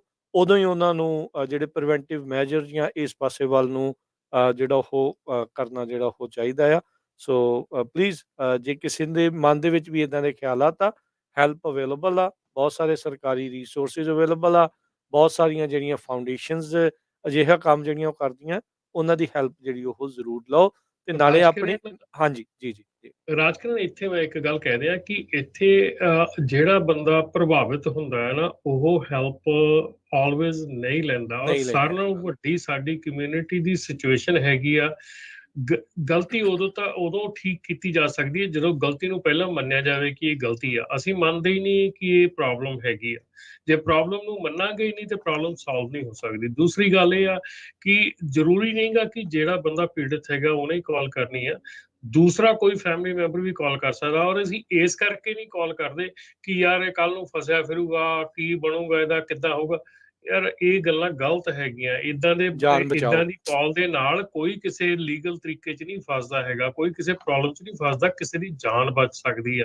ਸੋ ਜੇ ਤੁਸੀਂ ਕੋਈ ਇੱਦਾਂ ਦਾ ਆਲੇ ਦੁਆਲੇ ਆਪਣੇ ਕੋਈ ਇੱਦਾਂ ਦਾ ਵਰਤੀਰਾ ਦੇਖਦੇ ਹੈਗੇ ਨਾ, ਤੇ ਅਥਾਰਟੀਜ਼ ਨੂੰ 988 ਕਾਲ ਕਰਨ ਨੂੰ ਤੁਹਾਨੂੰ ਵੀ ਉਹੀ ਹੱਕ ਹੈਗੇ ਆ, ਤੁਸੀਂ ਵੀ ਉਹੀ ਕਰ ਸਕਦੇ ਹੈਗੇ ਆ। ਇਹ ਚੀਜ਼ਾਂ ਜਿਹੜੀਆਂ ਹੈਗੀਆਂ, ਇਹ ਜਿਹੜੇ ਤੁਹਾਡੇ ਅੱਜ ਕੱਲ੍ਹ ਹੁਣ ਸਟੋਰਾਂ ਵਾਲਿਆਂ ਨੂੰ, ਰੈਸਟੋਰੈਂਟ ਵਾਲਿਆਂ ਨੂੰ, ਵੇਟਰਸ ਨੂੰ, ਹੁਣ ਮੈਂ ਕੱਲ੍ਹ ਹੀ ਸੈਕਰਾਮੈਂਟੋ ਕਾਉਂਟੀ 'ਚ ਦੇਖ ਰਿਹਾ ਸੀਗਾ ਕਿ ਟ੍ਰੇਨਿੰਗ ਦਿੱਤੀ ਜਾ ਰਹੀ ਆ ਵੇਟਰਸ ਨੂੰ ਜਾਂ ਜਿਹੜੇ ਰੈਸਟੋਰੈਂਟਸ ਦੇ ਉੱਤੇ ਕੰਮ ਕਰਦੇ ਹੈਗੇ ਉਹਨਾਂ ਨੂੰ ਕਿ ਲੁੱਕ ਫॉर ਦੀ ਸਿਚੁਏਸ਼ਨਸ। ਜੇ ਇੱਦਾਂ ਦੀਆਂ ਸਿਚੁਏਸ਼ਨ ਜਿਹੜੀਆਂ ਆਉਂਦੀਆਂ ਹੈਗੀਆਂ ਉਹਨਾਂ 'ਤੇ ਨਜ਼ਰ ਰੱਖੋ ਵੀ ਕਿਉਂ ਇੱਦਾਂ ਦੀ ਚੀਜ਼। ਉਹਨੂੰ ਰਿਪੋਰਟਿੰਗ ਜਿਹੜੀ ਆ, ਤੁਹਾਡੇ ਸਕੂਲ ਟੀਚਰ ਆ, ਕਿਉਂ ਤੁਹਾਡੇ ਕਈ ਵਾਰੀ ਬੱਚੇ ਦੇ ਮਾਰ ਦਾ ਨਿਸ਼ਾਨ ਹੋਵੇ ਤੇ ਕਿਉਂ ਸਕੂਲ ਟੀਚਰ ਕਾਲ ਕਰਦਾ, ਕਿਉਂਕਿ they are being trained for that. ਠੀਕ ਹੈ ਨਾ। ਸੋ ਇਸ ਕਰਕੇ ਜਿਹੜੇ ਕੰਪਨੀ ਓਨਰ ਵੀ ਹੈਗੇ ਆ, ਜਿਹੜੇ ਕੰਪਨੀਆਂ ਦੇ ਵਿੱਚ ਇਹ ਬੰਦੇ ਕੰਮ ਕਰਦੇ ਹੈਗੇ ਆ, ਉਹਨਾਂ ਨੂੰ ਵੀ ਇਹ ਚੀਜ਼ਾਂ ਦਾ ਖਿਆਲ ਹੋਣਾ ਚਾਹੀਦਾ ਕਿ ਇਹ ਜਿਹੜੀ ਆ, ਕਿਉਂਕਿ ਉਹਨਾਂ ਦੀ ਵੀ ਜਿਹੜੀ ਮੋਰਲ ਰਿਸਪੋਂਸਿਬਿਲਿਟੀ ਬਣਦੀ ਆ ਕਿ ਜੇ ਕੋਈ ਇੱਦਾਂ ਦੇ ਰਾਹ ਤੇ ਜਾ ਰਿਹਾ ਹੈਗਾ ਤੇ ਨੋਟੀਫਿਕੇਸ਼ਨ ਦੇਣੀ ਪ੍ਰੋਪਰ ਅਥਾਰਟੀਜ਼ ਨੂੰ, ਤਾਂ ਕਿ ਉਹਨਾਂ ਦੀ ਹੈਲਪ ਕੀਤੀ ਜਾ ਸਕੇ, ਨਾ ਕਿ ਉਹਨਾਂ ਨੂੰ ਫਸਾਇਆ ਜਾ ਸਕੇ। ਫਸਾਉਣ ਵਾਲੀ ਗੱਲ ਨਹੀਂ ਕਿ ਇਹ ਅਗਲੇ ਦੀ ਜਾਨ ਬਚਾਉਣ ਵਾਲੀ ਗੱਲ ਹੈ, ਹੈਲਪ ਵਾਲੀ ਗੱਲ ਹੈ। ਸੋ ਬੀ ਵਿਜੀਲੈਂਟ, ਦੇਖੋ, ਧਿਆਨ ਰੱਖੋ ਜੀ। ਨਾਲੇ ਨਾ ਆਪਣੀ ਐਜ਼ ਏ ਕਮਿਊਨਿਟੀ ਨੂੰ ਵੀ ਜੇ ਕੋਈ ਇਦਾਂ ਦੀ ਮਦਦ ਲੈਂਦਾ ਤੇ ਉਹਨੂੰ ਗੈਸ ਲਾਈਟ ਨਾ ਕਰੋ। ਉਹਨੂੰ ਮਦਦ ਦੀ ਜ਼ਰੂਰਤ ਆ ਤੇ ਮਦਦ ਲੈ ਰਿਹਾ ਆ, ਉਹਦਾ ਤੇ ਇਦਾਂ ਆ ਜੀ, ਉਹਦਾ ਤਾਂ ਉਦਾਂ ਆ, ਉਹਨੂੰ ਸ਼ਰਮਿੰਦਿਆਂ ਕਰ ਕਰਕੇ ਉਹਦੇ ਤੇ ਤੰਜ ਕੱਸ ਕੇ ਉਹਨੂੰ ਸਗੋਂ ਤੁਸੀਂ ਉਸ ਪਾਸੇ ਵੱਲ ਨੂੰ ਹੋਰ ਧੱਕ ਰਹੇ ਹੁੰਦੇ ਆ। ਜਿਹੜੇ ਵੀ ਲੋਕ ਇਦਾਂ ਕਰਦੇ ਆ ਉਹਨਾਂ ਨੂੰ ਇਸ ਚੀਜ਼ ਤੋਂ ਗੁਰੇਜ਼ ਜਿਹੜਾ ਉਹ ਕਰਨਾ ਚਾਹੀਦਾ, ਜਾਨਾਂ ਬਚਾਉਣ ਵੱਲ ਨੂੰ ਵਧਣਾ ਚਾਹੀਦਾ, ਨਾ ਕਿ ਜਾਨਾਂ ਜਿਹੜੀਆਂ ਉਹ ਲੈਣ ਵੱਲ ਨੂੰ। ਸੋ ਮਦਦ ਵੀ ਅਵੇਲੇਬਲ ਆ, ਤੁਸੀਂ ਉਹਨਾਂ ਦੇ ਦੋਸਤ ਮਿੱਤਰ ਆ, ਰਿਸ਼ਤੇਦਾਰ ਆ, ਤੁਸੀਂ ਵੀ ਉਹਨਾਂ ਦੇ ਲਈ ਕਰ ਸਕਦੇ ਆ। ਤੇ ਜੇ ਆਪ ਮਦਦ ਲੈਣਾ ਚਾਹੁੰਦੇ ਹੋ, ਕੋਈ ਕਿਸੇ ਦੇ ਮਨ 'ਚ ਇੱਦਾਂ ਦੇ ਖਿਆਲ ਆ, ਤਾਂ ਉਹ ਖੁਦ ਵੀ ਜਿਹੜਾ 988 ਦੇ ਉੱਤੇ ਕਾਲ ਕਰ ਸਕਦੇ ਜੀ। ਸਰੋਤੇ ਤੁਸੀਂ ਕਾਲ ਕਰ ਸਕਦੇ ਹੋ 408 272 5200 408 272 5200। ਤੁਹਾਡਾ ਕੋਈ ਟਰੱਕਿੰਗ ਨਾਲ ਰਿਲੇਟਡ ਜਾਂ ਜਿਹੜੇ ਇਸ਼ੂਜ਼ ਤੇ ਆਪਾਂ ਗੱਲਬਾਤ ਕਰ ਰਹੇ ਹਾਂ, ਕੋਈ ਕੁਐਸਚਨ ਹੈਗਾ, ਕਾਲ ਕਰਕੇ ਆਪਣੇ ਵਿਚਾਰ ਵੀ ਸਾਂਝੇ ਕਰ ਸਕਦੇ ਆ, ਕਿਸੇ ਦਾ ਫਾਇਦਾ ਹੋ ਸਕਦਾ ਹੈ। ਅਗਲੀ ਖਬਰ ਵੱਲ ਚੱਲੀਏ। ਜਿਹੜਾ ATRI ਦਾ ਨਵਾਂ ਸਰਵੇ ਆਇਆ ਆ, ਉਹਦੇ ਵਿੱਚ ਡਰਾਈਵਰਸ ਤੇ ਕੈਰੀਅਰਸ ਦੇ ਟੌਪ ਕੀ ਇਸ਼ੂ ਆ ਟਰੱਕਿੰਗ ਇੰਡਸਟਰੀ ਦੇ ਵਿੱਚ, ਉਹ ਹੁਣ ਜਿਹੜੇ ਆਏ ਆ ਉਹ ਆਪਾਂ ਤੁਹਾਡੇ ਨਾਲ ਸਾਂਝੇ ਕਰਦੇ ਹਾਂ। ਕਹਿੰਦੇ ਭਈ ਨੰਬਰ 1 ਜਿਹੜਾ ਤੇ ਨੰਬਰ 3 ਇਸ਼ੂ, ਇਹ ਕੀ ਹੈਗਾ? ਨੰਬਰ 1 ਪਾਰਕਿੰਗ ਇਸ਼ੂ ਆਇਆ, ਸਭ ਤੋਂ ਵੱਡੀ ਜਿਹੜੀ ਪ੍ਰੋਬਲਮ ਆ, ਤੇ ਨੰਬਰ 2 ਡਰਾਈਵਰ ਕੰਪਨਸੇਸ਼ਨ, ਨੰਬਰ 3 ਜਿਹੜਾ ਹੈਗਾ ਆ ਇਕੋਨਮੀ ਆ, ਤੇ number 4 detention delay at customer facilities, number 5 speed limiters, 6 ਦੇ ਉੱਤੇ ਬ੍ਰੋਕਰ ਇਸ਼ੂ, 7 ਦੇ ਉੱਤੇ ELD ਮੈਂਡੇਟ, 8 ਦੇ ਉੱਤੇ ਫਿਊਲ ਪ੍ਰਾਈਸਸ। ਸੋ ਫਿਊਲ ਪ੍ਰਾਈਸਸ ਪਿਛਲੇ ਸਾਲ ਨੰਬਰ 2 ਦੇ ਉੱਤੇ ਸੀ ਗੈਸ ਦੀਆਂ, ਹੁਣ ਇਹ ਨੰਬਰ 8 ਤੇ ਚਲਾ ਗਿਆ। ਨੰਬਰ 9 ਦੇ ਉੱਤੇ ਆਟੋਨੋਮਸ ਟਰੱਕਸ ਆ, ਤੇ ਨੰਬਰ 10 ਦੇ ਉੱਤੇ ਡਰਾਈਵਿੰਗ ਟ੍ਰੇਨਿੰਗ ਸਟੈਂਡਰਡਸ ਹੈਗੇ ਆ। ਸੋ ਇਹ ਜਿਹੜੇ ਇਹ ਇਸ਼ੂਜ਼ ਆ, ਇਹ 2024 ਦੇ ਵਿੱਚ ਟਰੱਕਿੰਗ ਦੇ ਮੇਨ ਜੋ ਆਏ ਹੈਗੇ। ਜੀ ਰਮਨ ਜੀ। ਬਿਲਕੁਲ ਜੀ, ਜਿਹੜਾ ਪਾਰਕਿੰਗ ਦਾ ਮੁੱਦਾ ਹੈਗਾ ਡੈਫੀਨੇਟਲੀ 100% ਇਹ ਬਹੁਤ ਹੀ ਜ਼ਿਆਦਾ ਸੈਂਸਿਟਿਵ ਮੁੱਦਾ ਹੈਗਾ ਔਰ ਬਹੁਤ ਜ਼ਿਆਦਾ ਔਖਾ ਹੈਗਾ ਪਾਰਕਿੰਗ ਦਾ, ਕਿਉਂਕਿ ਸਾਰਾ ਦਿਨ ਟਰੱਕ ਚਲਾ ਕੇ ਜੇ ਸ਼ਾਮ ਨੂੰ ਬੰਦੇ ਨੂੰ ਪ੍ਰੋਪਰ ਪਾਰਕਿੰਗ ਨਹੀਂ ਮਿਲਦੀ ਤਾਂ ਬਹੁਤ ਦੁਖੀ ਹੁੰਦਾ। ਪਰ ਇਹਦੇ ਵਿੱਚ ਸਾਰੇ ਟਰੱਕਰਸ ਨੂੰ ਇਹ ਬੇਨਤੀ ਆ ਕਿ ਤੁਸੀਂ ਆਪਣਾ ਟ੍ਰਿਪ ਜਿਹੜਾ ਆ ਉਹ ਪਲਾਨ ਕਰਕੇ ਚੱਲੋ। ਟ੍ਰਿਪ ਪਲਾਨ ਕਰਕੇ ਚੱਲਦੇ ਆ ਤੇ ਟ੍ਰਿਪ ਨੂੰ ਪ੍ਰੋਪਰ ਢੰਗ ਦੇ ਨਾਲ ਤੁਸੀਂ ਪ੍ਰੋਪਰ ਆਵਰਸ ਚਲਾਉਂਦੇ ਆ ਤੇ ਤੁਹਾਨੂੰ ਜਿਹੜੀ ਆ ਪਾਰਕਿੰਗ ਮਿਲਦੀ ਚਾਂਸਸ ਜਿਹੜੇ ਆ ਉਹ ਜ਼ਿਆਦਾ ਹੋ ਜਾਂਦੇ। ਜਦੋਂ ਅਸੀਂ ਐਗਜ਼ੌਸਟ ਹੋ ਜਾਂਦੇ ਆ, ਓਵਰ ਆਵਰਸ ਚਲਾਉਂਦੇ ਹੈਗੇ ਆ। ਇੱਕ ਮੈਂ ਕਿਸੇ ਥਾਂ ਰਾਜਕਰਨ ਇਹ ਪੜ੍ਹ ਰਿਹਾ ਸੀ ਇਹ ਗੱਲ ਕਿ ਇਹ ਟਰੱਕਿੰਗ ਕਿੱਤਾ ਇੱਕ ਐਸਾ ਹੈਗਾ ਜਿਹਦੇ ਵਿੱਚ ਕਿ ਅਸੀਂ 100 ਘੰਟੇ ਕੰਮ ਕਰਦੇ ਆ ਵੀਕ ਦੇ ਵਿੱਚ, ਤੇ ਲੀਗਲੀ ਦਿਖਾਈ ਦੇ ਆ ਕਿ ਮੈਂ 70 ਕੀਤੇ ਆ ਤੇ ਪੇ 40 ਦੇ ਹੁੰਦੇ ਆ। ਠੀਕ ਹੈ ਨਾ। ਸੋ ਇਹ ਇੱਕ ਐਸਾ ਕਿੱਤਾ ਹੈਗਾ ਜਿਹਦੇ ਵਿੱਚ ਕਿ ਅਸੀਂ ਆਪਣੇ ਆਪ ਨੂੰ ਡਾਊਨਗ੍ਰੇਡ ਕਰੀ ਜਾ ਰਹੇ ਆ। 100 ਘੰਟੇ ਕੰਮ ਕਰਕੇ ਲੀਗਲ 70 ਦਿਖਾਉਣੇ ਆ ਤੇ ਉਸ ਤੋਂ ਬਾਅਦ 40 ਦੇ ਪੈਸੇ ਮਿਲਦੇ ਆ। ਸੋ ਜਿਹੜੀ ਇਹ ਚੀਜ਼ ਹੈਗੀ ਆ, ਇਹ ਚੀਜ਼ ਬਿਲਕੁਲ ਕਰੈਕਟ ਹੈਗੀ ਆ, ਰਾਈਟ ਹੈਗੀ ਆ। ਸੋ ਇਸ ਕਰਕੇ ਮੇਰੇ ਖਿਆਲ ਦੇ ਵਿੱਚ ਪਾਰਕਿੰਗ ਦਾ ਜਿਹੜਾ ਮੁੱਦਾ ਹੈਗਾ, ਕਿਉਂਕਿ ਖਾਸ ਕਰਕੇ ਜਿਹੜੇ ਸਾਡੇ ਵੈਸਟ ਕੋਸਟ ਦੇ ਡਰਾਈਵਰਸ ਹੈਗੇ ਆ, ਵੈਸਟ ਕੋਸਟ ਹੈਗਾ, ਮੈਂ ਹਮੇਸ਼ਾ ਕਹਿੰਦਾ ਹੁੰਦਾ ਕਿ ਵੈਸਟ ਕੋਸਟ ਨੂੰ ਪਾਰਕਿੰਗ ਦੀ ਪ੍ਰੋਬਲਮ ਇਸ਼ੂ ਜ਼ਿਆਦਾ ਆਉਂਦਾ ਹੈ ਜੀ ਈਸਟ ਕੋਸਟ ਨਾਲੋਂ, ਕਿਉਂਕਿ ਈਸਟ ਕੋਸਟ 3 ਘੰਟੇ ਪਹਿਲਾਂ ਸ਼ੁਰੂ ਕਰਦਾ ਡਰਾਈਵਰ ਦੇ, ਆਪਣੇ ਡਰਾਈਵਰ ਨੂੰ 3 ਘੰਟੇ ਪਹਿਲਾਂ ਉਹ ਬੰਦ ਕਰ ਦਿੰਦਾ ਟਰੱਕ ਚਲਾਉਣਾ। ਸੋ ਇਸ ਕਰਕੇ ਪਾਰਕਿੰਗ ਜਿਹੜੀ ਆ ਵੈਸਟ ਕੋਸਟ ਦੇ ਡਰਾਈਵਰ ਨੂੰ ਆਲਵੇਜ਼ ਸ਼ਾਰਟੇਜ ਰਹਿੰਦੀ ਆ, ਆਲਵੇਜ਼ ਕੰਮ ਜਿਹੜਾ ਘੱਟ ਰਹਿੰਦਾ ਹੈਗਾ। ਪਰ ਹੁਣ ਕਈ ਵਾਰੀ ਦੇਖੀਦਾ ਵੀ ਆ ਕਿ ਖਾਸ ਕਰਕੇ ਸਾਡੇ ਕੈਲੀਫੋਰਨੀਆ ਦੇ ਵਿੱਚ ਜੇ ਦੇਖਿਆ ਜਾਵੇ ਹਾਈਵੇ 5 ਦੇ ਉੱਤੇ ਜਿੰਨੇ ਰੈਸਟ ਏਰੀਆ ਸਾਰੇ ਬੰਦ ਪਏ ਆ, ਮਲਟੀਪਲ ਰੈਸਟ ਏਰੀਆ ਜਿਹੜੇ ਬੰਦ ਪਏ ਆ। ਔਰ ਆਈ ਡੋਂਟ ਨੋ ਕਿ ਗਵਰਨਮੈਂਟ ਨੂੰ ਕੀ ਚਾਹੀਦਾ ਉਹਨਾਂ ਦੇ ਲਈ ਜਾਂ ਕੀ ਕਰਨਾ ਉਹਨਾਂ ਨੂੰ ਪੈਣਾ ਆ, ਤੇ ਜਿਹੜੀਆਂ ਚੀਜ਼ਾਂ ਦੇ ਵਿੱਚ ਤੁਸੀਂ ਇਹ ਨਹੀਂ ਕਰ ਰਹੇ ਹੈਗੇ।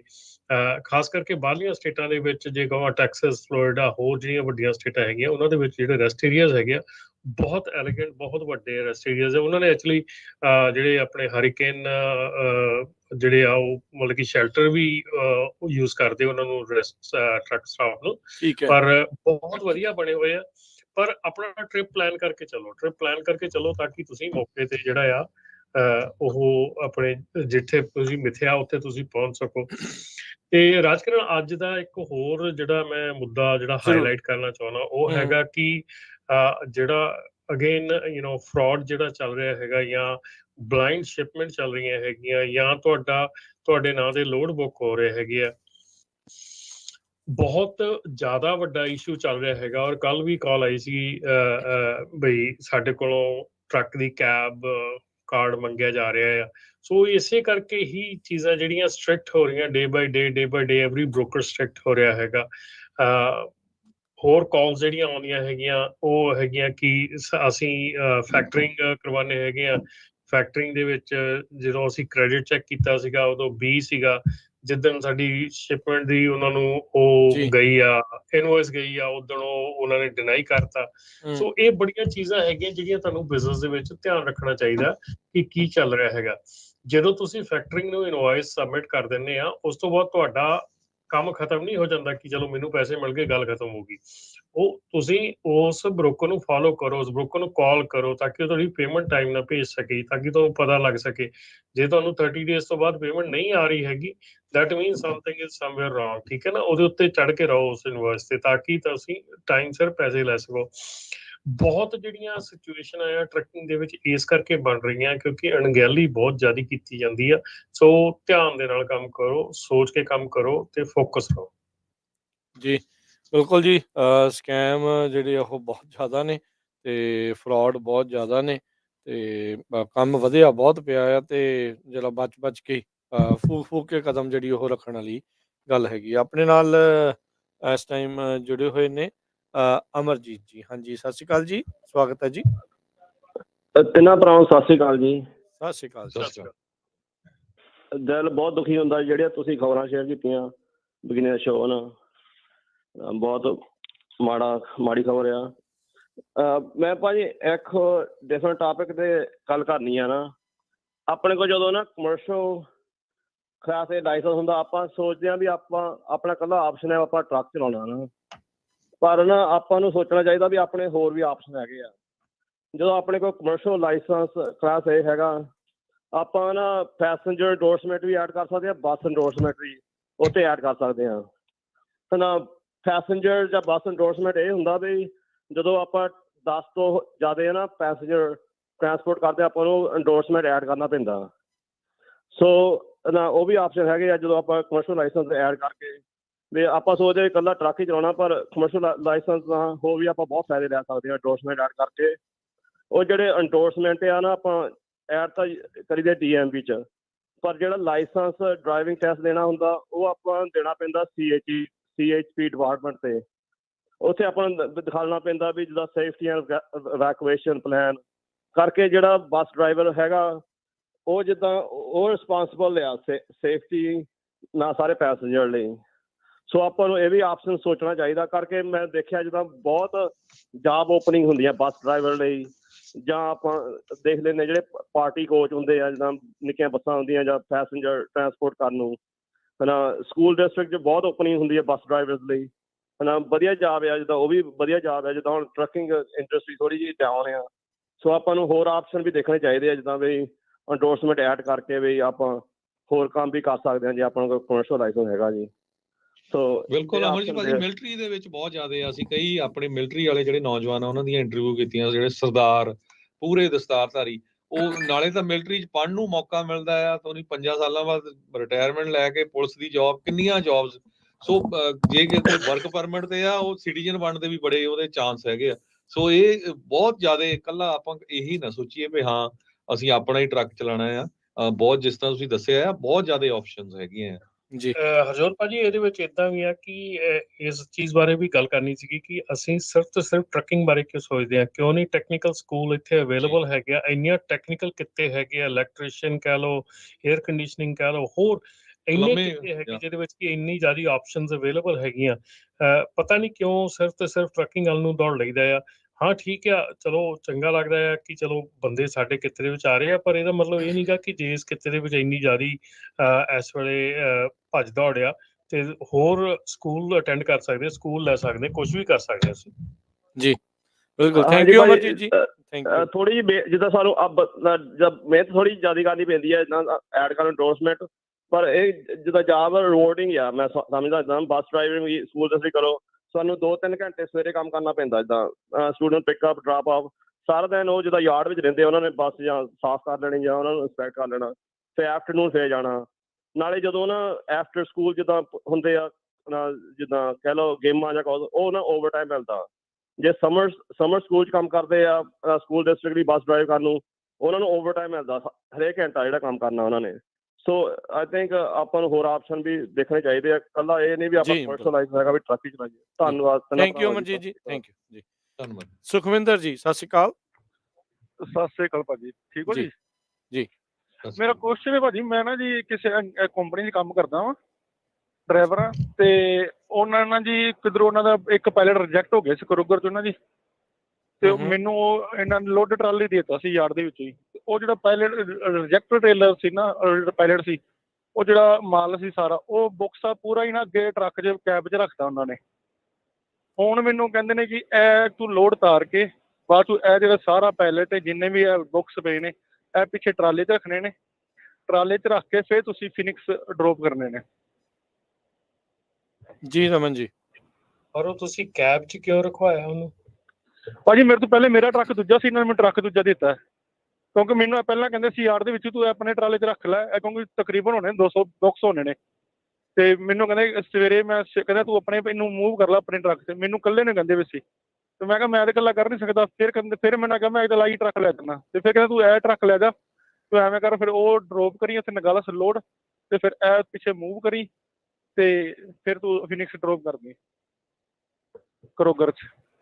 ਵੈਲ ਆਈ ਡੋਂਟ ਨੋ ਭਾਜੀ ਕਿ ਮੈਂ ਤੁਹਾਨੂੰ ਕੀ ਸਲਾਹ ਦੇ ਸਕਦਾ ਇਹਦੇ 'ਚ, ਕਿ ਕੈਬ ਦੇ ਵਿੱਚ ਤੁਸੀਂ ਆਪਣਾ ਪ੍ਰੋਡਕਟ ਕੈਰੀ ਨਹੀਂ ਕਰ ਸਕਦੇ।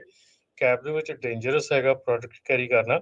ਸੋ ਆਈ ਡੋਂਟ ਨੋ ਵੀ ਕਿਉਂ ਕੰਪਨੀ ਨੇ ਇੱਦਾਂ ਕੀਤਾ ਹੈਗਾ, ਬੇਵਕੂਫੀ ਹੈਗੀ ਆ ਜੇ ਉਹਨਾਂ ਨੇ ਇੱਦਾਂ ਕੀਤਾ ਹੈਗਾ। ਪਰ ਆਈ ਡੋਂਟ ਨੋ ਮੈਂ ਤੁਹਾਨੂੰ ਕੀ ਸਲਾਹ ਦੇ ਸਕਦਾ ਇਹਦੇ ਵਿੱਚ। ਜੋ ਮੈਂ ਇਹੀ ਪੁੱਛਣਾ ਸੀ, ਮੇਰੀ ਇਹ ਜੋਬ ਹੈਗੀ ਕਿ ਪੈਲਟ ਪਹਿਲਾਂ ਇੱਥੋਂ ਚੱਕ ਕੇ ਪਿੱਛੇ ਰੱਖਾਂਗੇ? ਮੇਰੀ ਜੋਬ ਤੇ ਸਿਰਫ ਡਰਾਈਵਰਿੰਗ ਦੀ, ਲੇਬਰ ਦੀ ਤਾਂ ਨਹੀਂ ਹੈਗੀ ਨਾ, ਇਹਨਾਂ ਦੇ ਪੈਲਟ ਅੱਗੇ ਨਹੀਂ ਪਿੱਛੇ ਭਾਜੀ, ਇਹ ਨਹੀਂ ਗੱਲ ਹੈਗੀ। ਦੇਖੋ ਡਰਾਈਵਰ ਦੀ ਜੌਬ ਜਿਹੜੀ ਹੈ ਨਾ, ਉਹ ਇਕੱਲਾ ਟਰੱਕ ਸਿੱਧਾ ਚਲਾਉਣਾ ਨਹੀਂ ਹੈਗਾ। ਡਰਾਈਵਰ ਦੀ ਜੌਬ ਦੇ ਵਿੱਚ ਬਹੁਤ ਕੁਝ ਆਉਂਦਾ ਹੈਗਾ। ਪਰ ਜੇ ਤੁਹਾਡਾ ਪੈਲਟ ਪਿੱਛੇ ਪਿਆ ਹੈਗਾ, ਪੈਲਟ ਤੁਹਾਡਾ ਗਿਰ ਗਿਆ ਹੈਗਾ, ਉਹਨੂੰ ਰੀਸਟੈਕ ਕਰਨਾ ਪਿੱਛੇ ਜਾਂ ਕੁਝ ਕਰਨਾ, ਉਹ ਠੀਕ ਆ, ਅਸੀਂ ਵੀ ਕਰਦੇ ਰਹੇ ਔਰ ਕਰਨਾ ਪੈਂਦਾ ਹੈ। That's not a point. ਹਾਂਜੀ ਹਾਂਜੀ, ਉਹ ਤੇ ਟਰੱਕ 'ਚ ਟਰਾਲੇ 'ਚ ਤੇ ਠੀਕ ਹੈ ਭਾਜੀ। ਹੁਣ ਆਲਰੇਡੀ ਇਹਦੇ ਕੈਬ ਦੇ ਵਿੱਚ ਤਾਂ ਜਿੱਦਾਂ ਭਾਜੀ ਮੈਂ ਉਹੀ ਤੇ ਗੱਲ ਕਹਿ ਰਿਹਾ ਨਾ ਕਿ ਇਹਦੇ ਵਿੱਚ what you want me to say, ਹਨਾ ਵੀ ਮੈਨੂੰ ਤੁਸੀਂ ਕੀ ਕਹਿ ਰਹੇ ਹੈਗੇ ਕਰਨ ਨੂੰ। ਵੀ ਮੈਂ ਮੰਨ ਗਿਆ ਤੁਹਾਨੂੰ, ਮੈਂ ਪਹਿਲਾਂ ਕਹਿ ਰਿਹਾ ਕਿ ਕੈਬ ਦੇ ਵਿੱਚ ਪਹਿਲਾਂ ਸਮਾਨ ਰੱਖਣਾ ਹੀ ਨਹੀਂ ਚਾਹੀਦਾ। ਕੈਬ ਦੇ ਵਿੱਚ ਕਿਉਂ ਰੱਖਿਆ ਹੈਗਾ, ਦੈਟਸ ਅ ਸਟੂਪਿਡਿਟੀ, ਬਹੁਤ ਬੇਵਕੂਫੀ ਹੈਗੀ ਆ। ਤੇ ਜੇ ਹੁਣ ਰੱਖਿਆ ਹੈਗਾ ਔਰ ਜੇ ਤੁਹਾਨੂੰ ਲੱਗਦਾ ਸੀਗਾ ਕਿ ਤੁਸੀਂ ਨਹੀਂ ਕਰਨਾ ਹੈਗਾ, ਤੁਸੀਂ ਉਹ ਟਰੱਕ ਨਹੀਂ ਸੀ ਲੈ ਕੇ ਮੈਨੂੰ ਲੱਗਦਾ ਰਮਨ ਜੀ ਚਾਹੀਦਾ ਤਾਂ ਇਹੀ ਸੀਗਾ, ਉਸੇ ਟਾਈਮ ਹੀ ਕਹਿੰਦੇ ਵੀ ਆਹ ਚੀਜ਼ ਟੋਟਲੀ ਠੀਕ ਨਹੀਂ ਆ, ਇਹਦਾ ਆਪ ਹੀ ਤੁਸੀਂ ਰੱਖੋ, ਜੇ ਪਿੱਛੇ ਰੱਖਣਾ ਵੀ ਹਾਂਜੀ, ਕੰਮ ਹੀ ਨਹੀਂ ਤਾਂ ਨਹੀਂ ਨਾ ਹੈ ਲੈ ਮੇਰਾ। ਕੇ ਜਾਓ ਟਰੱਕ। ਹਾਂਜੀ, ਵੀ ਨਾ ਕਰ ਦੋ, ਫਿਰ ਉੱਥੇ ਇਹੀ ਕਰਨਾ ਪੈਣਾ। ਨੋ ਯੋਰ ਰਾਈਟਸ ਜੀ, ਇਹ ਉਹ ਗੱਲ ਹੋ ਜਾਂਦੀ ਹੈ ਕਿਹੜੇ ਤੁਹਾਡੇ ਕਿਹੜਾ ਕੰਮ ਤੁਹਾਡਾ ਕਰਨ ਵਾਲਾ, ਕਿਹੜਾ ਨਹੀਂ ਹੈ। ਜਿਹੜੀ ਚੀਜ਼ ਉਹ ਗਲਤ ਆ, ਉਹ ਗਲਤ ਕੰਮ ਨੂੰ ਇੱਕ ਹਿਸਾਬ ਦੇ ਨਾਲ ਹੋਰ ਨਾ ਵਧਾਵਾ ਜਿਹੜਾ ਉਸ ਚੀਜ਼ ਦੇ ਵਿੱਚ ਦਓ। ਬਾਕੀ ਕੀ ਹੋਇਆ ਕੀ ਨਹੀਂ ਹੋਇਆ, ਹੋਰ ਕਿੱਦਾਂ ਕਿਵੇਂ ਸੀ, ਇਹ ਤਾਂ ਜਿਹੜਾ ਬਾਅਦ 'ਚ ਜਿਹੜਾ ਜਿੱਦਾਂ ਹੁਣ ਤੁਸੀਂ ਜਿਹੜਾ ਇਹ ਦੱਸਿਆ ਹੈਗਾ। ਚਲੋ ਥੈਂਕ ਯੂ ਭਾਜੀ, ਫਿਰ ਵੀ ਕਾਲ ਦੇ ਲਈ ਮਿਹਰਬਾਨੀ ਜੀ। ਠੀਕ ਹੈ ਭਾਜੀ, ਥੈਂਕ ਯੂ ਜੀ। ਜੋਗਿੰਦਰ ਜੀ, ਹਾਂਜੀ ਜੋਗਿੰਦਰ ਜੀ, 559 ਏਰੀਆ ਕੋਡ ਤੋਂ ਆ ਜੀ ਤੁਸੀਂ? ਮੈਨੂੰ ਲੱਗਦਾ ਜੀ ਭੁੱਲ ਗਏ ਜੀ ਕਾਲ ਕਰਕੇ। ਚਲੋ ਕੋਈ ਗੱਲ ਨਹੀਂ ਜੀ। ਹਰਜੋਤ ਜੀ, ਰਮਨ ਜੀ। ਜੀ ਬਿਲਕੁਲ। ਇੱਕ ਗੱਲ ਮੈਂ ਤੁਹਾਨੂੰ ਹੋਰ ਰਾਜਕਿਰਨ ਇੱਥੇ ਆਪਣੇ ਰੇਡੀਓ ਦੇ ਮਾਧਿਅਮ ਨਾਲ ਕਹਿਣੀ ਚਾਹੁੰਦਾ ਹਾਂ ਕਿ ਕਈ ਵਾਰੀ ਮੈਨੂੰ ਕਾਲਸ ਐਸੀਆਂ ਆਉਂਦੀਆਂ ਜਿਹਦੇ ਵਿੱਚ ਕਿ ਕਾਲ ਕਰਨ ਵਾਲੇ ਨੂੰ ਇਹ ਪਤਾ ਹੁੰਦਾ ਕਿ ਜੋ ਕੰਮ ਕਰ ਰਿਹਾ ਮੈਂ ਗਲਤ ਕਰ ਰਿਹਾ ਹੈਗਾ, ਇਟਸ ਰੋਂਗ, ਹੈ ਨਾ। ਮੇਰੇ ਕੋਲੋਂ ਸਟੈਂਪ ਲਵਾਉਣ ਦੀ ਲੋੜ ਨਹੀਂ ਹੈਗੀ ਕਿ ਉਹ ਗਲਤ ਹੈਗਾ ਕਿ ਸਹੀ ਹੈਗਾ। ਜੇ ਤੁਸੀਂ ਆਪ ਖੁਦ ਤੁਹਾਨੂੰ ਪਤਾ ਹੈਗਾ ਕਿ ਗਲਤ ਕੰਮ ਹੈਗਾ ਤੇ ਉਹ ਗਲਤੀ ਹੈਗਾ ਆ, ਉਹਦੇ ਵਿੱਚ ਮੇਰਾ ਕੋਈ ਇਹ ਨਹੀਂ ਹੈਗਾ ਕਿ ਮੇਰੇ ਕਹਿਣ ਦੇ ਨਾਲ ਉਹ ਜ਼ਿਆਦਾ ਗਲਤ ਹੋ ਜਾਣਾ ਜਾਂ ਘੱਟ ਗਲਤ ਹੋ ਜਾਣਾ। ਪਲੀਜ਼ ਜਿਹੜਾ ਕੰਮ ਹੈਗਾ ਉਹਨੂੰ ਧਿਆਨ ਦੇ ਨਾਲ ਕਰੋ, ਔਰ ਜਿਹੜੀ ਚੀਜ਼ ਤੁਹਾਨੂੰ ਲੱਗਦੀ ਆ ਨਾ ਕਿ ਤੁਹਾਨੂੰ ਫੀਲ ਹੋ ਰਹੀ ਆ ਕਿ ਗਲਤ ਆ, ਤੇ ਉਹਨੂੰ ਨਾ ਕਰੋ, ਉਹਨੂੰ ਉੱਥੇ ਹੀ ਮਨਾ ਕਰ ਦਿਓ ਕਰਨ ਤੋਂ।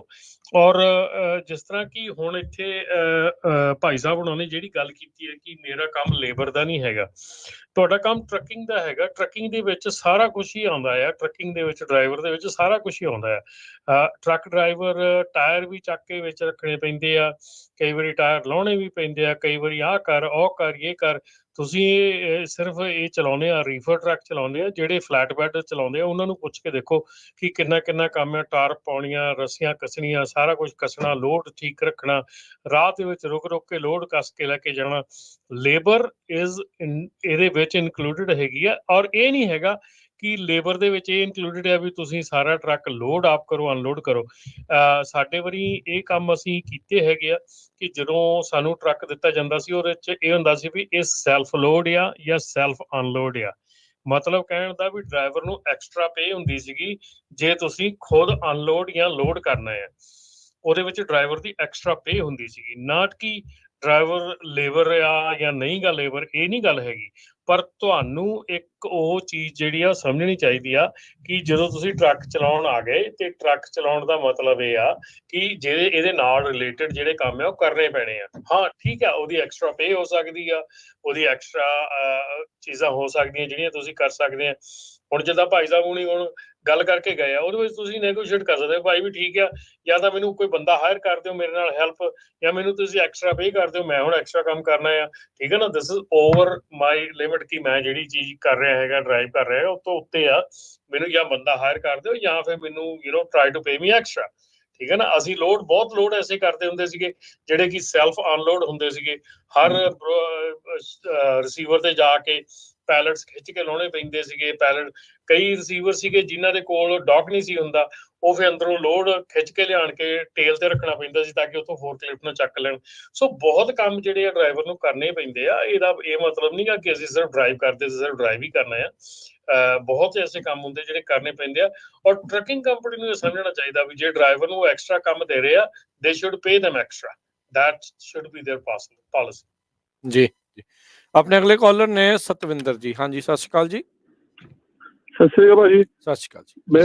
ਮੈਂ ਪੁੱਛਣਾ ਚਾਹੁੰਦਾ ਸੀ, ਮੇਰੇ ਲੜਕੇ ਨੇ ਨਾ ਟਰੱਕ ਲਿਆ ਸੀ ਪ੍ਰਾਈਡ ਵਾਲਿਆਂ ਕੋਲ, ਤੇ ਉਹਨਾਂ ਨੇ ਹੁਣ ਅਸੀਂ ਕਿਸ਼ਤਾਂ ਦੇ ਰਹੇ ਸੀ, ਕਿਸ਼ਤਾਂ ਅਸੀਂ ਕੋਈ ਨਹੀਂ ਤੋੜੀ, ਕਿਸ਼ਤਾਂ ਲਗਾਤਾਰ ਦੇ ਗਏ ਆ। ਹੁਣ ਉਹ ਪਤਾ ਲੱਗਾ ਸੀ ਕਿ ਬੈਂਕਰਪਸੀ ਕਰ ਦਿੱਤੀ, ਤੇ ਹੁਣ ਸਾਨੂੰ ਨਾ ਬਾਰ-ਬਾਰ ਟੈਲੀਫੋਨ ਕਰਦੇ ਨੇ ਕਿ ਤੁਸੀਂ ਆਪਣੀ ਪੇਮੈਂਟ ਸਟਾਪ ਕੀਤੀ, 2 ਮਹੀਨੇ ਹੋ ਗਏ ਨੇ, ਪੇਮੈਂਟ ਦਿਓ ਸਾਨੂੰ। ਤੇ ਸਾਨੂੰ ਅਸੀਂ ਕਿਹਾ ਸਾਨੂੰ ਕੋਈ ਤੁਹਾਡਾ ਲੈਟਰ ਆਵੇ ਜਾਂ ਟੀ ਪਾਈ ਨਾਲ ਕਿਹਨੂੰ ਤੁਸੀਂ ਜਾ ਕੇ ਕੰਸਰਨ ਕਿਹੜੀ ਕੰਪਨੀ ਨਾਲ ਕੀਤਾ ਸੀ ਤੇ ਸਾਨੂੰ ਪਤਾ ਲੱਗੇ। ਕਹਿੰਦੇ ਜੇ ਨਹੀਂ ਤੇ ਅਸੀਂ ਤੁਹਾਡਾ ਟਰੱਕ ਚੁੱਕ ਕੇ ਰਹਿ ਜਾਵਾਂਗੇ, ਤੇ ਜਿਹੜੇ ਪੈਸੇ ਤੁਹਾਨੂੰ ਟਰੱਕ ਦਾ ਐਡਜਸਟਮੈਂਟ ਕਰਕੇ ਬਾਕੀ ਪੈਸੇ ਤੁਹਾਨੂੰ ਦੇਣੇ ਪੈਣਗੇ। ਜੀ ਰਮਨ ਜੀ, ਲਾਸਟ ਟਾਈਮ ਵੀ ਆਪਾਂ ਮੈਨੂੰ ਲੱਗਦਾ ਇਹ ਗੱਲ ਕੀਤੀ ਸੀ, ਕਲੀਅਰ ਕਰ ਦਿਓ ਜੀ ਵੀ ਹੁਣ ਕੀ ਮਸਲਾ ਇਹਦਾ, ਪੂਰਾ ਕਰਨਾ ਕੀ ਆ। ਇਹ ਨਾ ਘੱਟੋ ਘੱਟ ਨਹੀਂ ਤਾਂ 5 ਤੋਂ 6 ਕਾਲਾਂ ਰੋਜ਼ ਦੀਆਂ ਰਾਜ ਕਰਨ ਵਾਲੀਆਂ ਕਿ ਦੇ ਆਰ ਰੀਚਿੰਗ ਆਊਟ। ਮੈਂ ਪਿਛਲੀ ਵਾਰੀ ਕਿਹਾ ਸੀਗਾ ਕਿ ਉਹਨਾਂ ਦੇ ਪੇਪਰ ਘਰੇ ਫੜਾ ਕੇ ਗਏ ਆ, ਦੇ ਆਰ ਰੀਚਿੰਗ ਆਊਟ, ਕਿ ਆਈ ਡੋਂਟ ਨੋ ਕਿ ਯਾਰ ਕਿਸ ਲੈਵਲ ਤੱਕ ਜਾ ਰਹੀ ਹੈ ਕੰਪਨੀ ਇਹ, ਔਰ ਕੀ ਕਰਨ ਦੀ ਕੋਸ਼ਿਸ਼ ਹੋ ਰਹੀ ਹੈ ਇੱਥੇ।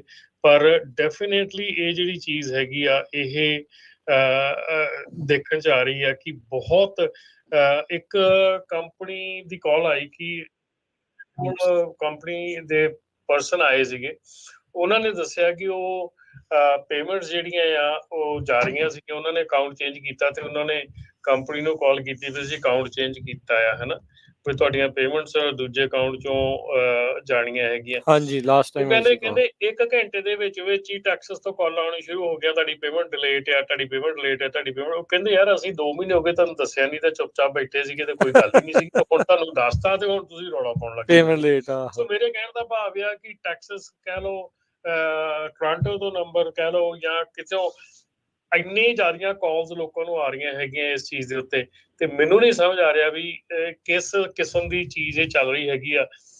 ਔਰ ਇਹ ਵੀ ਗੱਲ ਹੈਗੀ ਆ ਕਿ ਜੇ ਉਹਨਾਂ ਦੇ ਲੋਕਲ ਡੀਲਰਸ਼ਿਪ ਤੇ ਲੋਕੀ ਕਾਲਾਂ ਕਰਦੇ ਹੈਗੇ ਆ ਤੇ ਉਹ ਵੀ ਉੱਥੋਂ ਇਹੋ ਹੀ ਕਹਿੰਦੇ ਆ ਕਿ ਪੇਮੈਂਟਾਂ ਦੇਈ ਜੋ ਚੁੱਪ ਕਰਕੇ ਉਹਨਾਂ ਨੂੰ, ਨਹੀਂ ਤਾਂ ਆਹ ਹੋ ਜਾਊਗਾ ਉਹ ਹੋ ਜਾਊਗਾ। ਯਾਰ ਮੈਨੂੰ ਆਈ ਡੋਂਟ ਨੋ, ਮਤਲਬ ਕੋਈ ਮੈਂ ਰਿਕੁਐਸਟ ਕਰੂੰਗਾ ਕਿ ਕੋਈ ਲੀਗਲ ਕੋਈ ਬੰਦਾ ਹੈਗਾ ਜਿਹੜਾ ਇਹੋ ਜਿਹੀ ਚੀਜ਼ ਦੇ ਉੱਤੇ ਕੋਈ ਐਡਵਾਈਸ ਦੇ ਸਕਦਾ, ਕਿਉਂਕਿ ਸਾਡੇ ਕੋਲ ਡੀਟੇਲ ਐਡਵਾਈਸ ਨਹੀਂ ਹੈਗੀ। ਅਸੀਂ ਤਾਂ ਇਹ ਜਾਣਿਆ ਹੈਗਾ ਕਿ ਅਮਰੀਕਾ ਦੇ ਵਿੱਚ ਜਦੋਂ ਕੋਈ ਕੰਪਨੀ ਬੈਂਕਰਪਸੀ ਕਰ ਦਿੰਦੀ ਆ ਤੇ ਉਹਦੇ ਜਿਹੜੇ ਐਸੈਟਸ ਆ ਉਹ ਦੂਜੀ ਕੰਪਨੀ ਕੋਈ ਖਰੀਦਦੀ ਆ ਤੇ ਉਹ ਕੰਪਨੀ ਮੁੜ ਕੇ ਤੁਹਾਡੇ ਉਹ ਪੇਮੈਂਟਸ ਜਿਹੜੀਆਂ ਲੈਣ ਦੀ ਹੱਕਦਾਰ ਹੁੰਦੀ ਆ। That is a simple process, ਇਦਾਂ ਚੱਲਦਾ ਹੈਗਾ।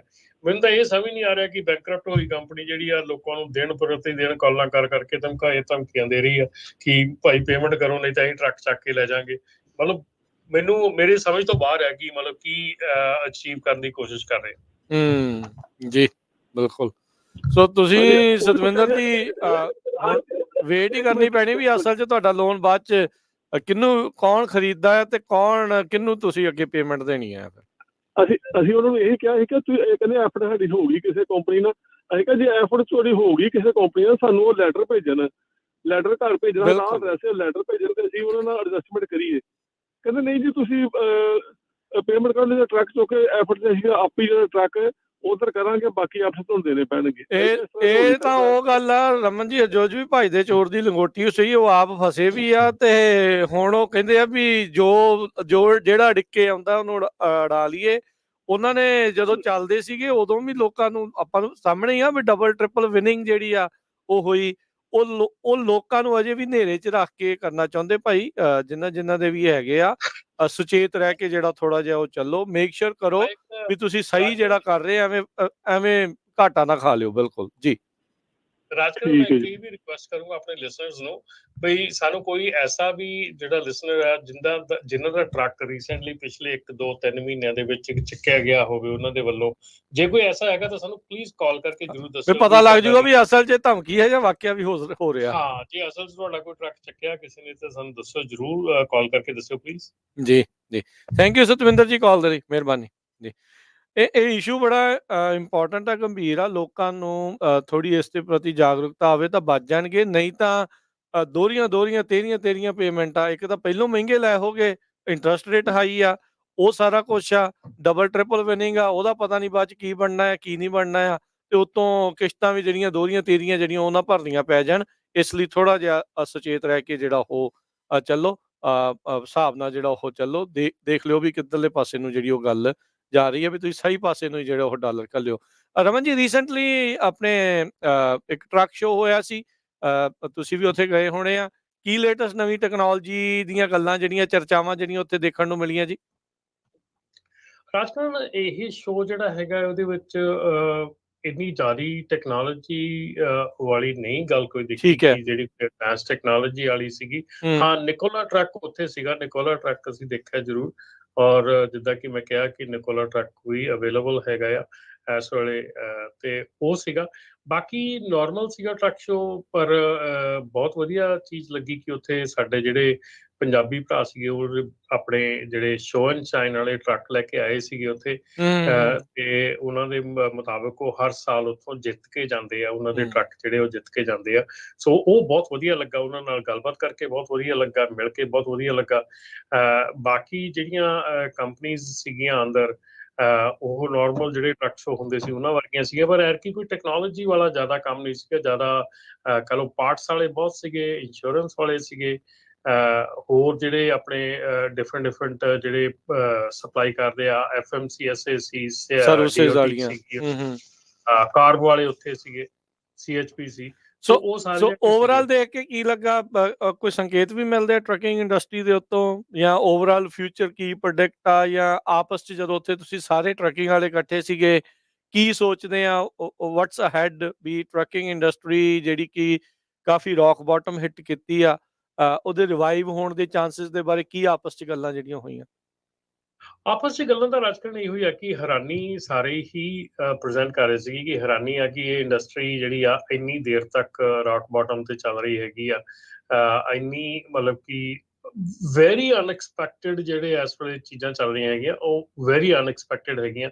ਹਰ ਇੱਕ ਇੰਡਸਟਰੀ ਦੇ ਵਿੱਚ ਜਿਹੜਾ ਬੰਦਾ ਹੈਗਾ, ਹਰ ਇੱਕ ਬੰਦੇ ਦੀ ਸੇਮ ਹੀ ਰਾਏ ਸੀਗੀ ਕਿ ਇਸ ਤਰ੍ਹਾਂ ਦਾ ਮੇਰੇ ਕੈਰੀਅਰ ਦੇ ਵਿੱਚ ਅਸੀਂ ਕਦੀ ਨਹੀਂ ਦੇਖਿਆ। ਮੇਰੇ ਕੈਰੀਅਰ 27-28 ਈਅਰਸ ਹੋ ਚੱਲੇ ਆ ਹੁਣ, ਅਸੀਂ ਕਦੀ ਇੱਦਾਂ ਦਾ ਨਹੀਂ ਦੇਖਿਆ। ਸੋ ਨਾਰਮਲੀ ਗੱਲ ਤਾਂ ਇਹੋ ਹੀ ਸਾਰਿਆਂ ਦੀ ਸੀਗੀ, ਤੇ ਹਰ ਇੱਕ ਵੱਲੋਂ ਇਹੋ ਹੀ ਪੋਜ਼ਿਟਿਵਿਟੀ ਦਿਖਾਈ ਗਈ ਕਿ ਕੋਈ ਗੱਲ ਨਹੀਂ, ਠੀਕ ਹੋ ਜਾਏਗਾ, ਨੈਕਸਟ ਈਅਰ ਠੀਕ ਹੋ ਜਾਏਗਾ, ਅਪ੍ਰੈਲ ਦੇ ਵਿੱਚ ਨਵਾਂ ਸੀਜ਼ਨ ਚੱਲਣਾ ਹੈਗਾ। ਸੋ ਆਸ ਕਰਦੇ ਹਾਂ ਨਵਾਂ ਸੀਜ਼ਨ ਸ਼ੁਰੂ ਹੋਣ ਲੱਗਿਆ ਠੀਕ ਹੋਏਗਾ। ਸੋ ਇਹਨਾਂ ਚੀਜ਼ਾਂ ਦੇ ਉੱਤੇ ਹੀ ਜ਼ਿਆਦਾ ਜਿਹੜੀ ਰਾਏ ਸੀਗੀ।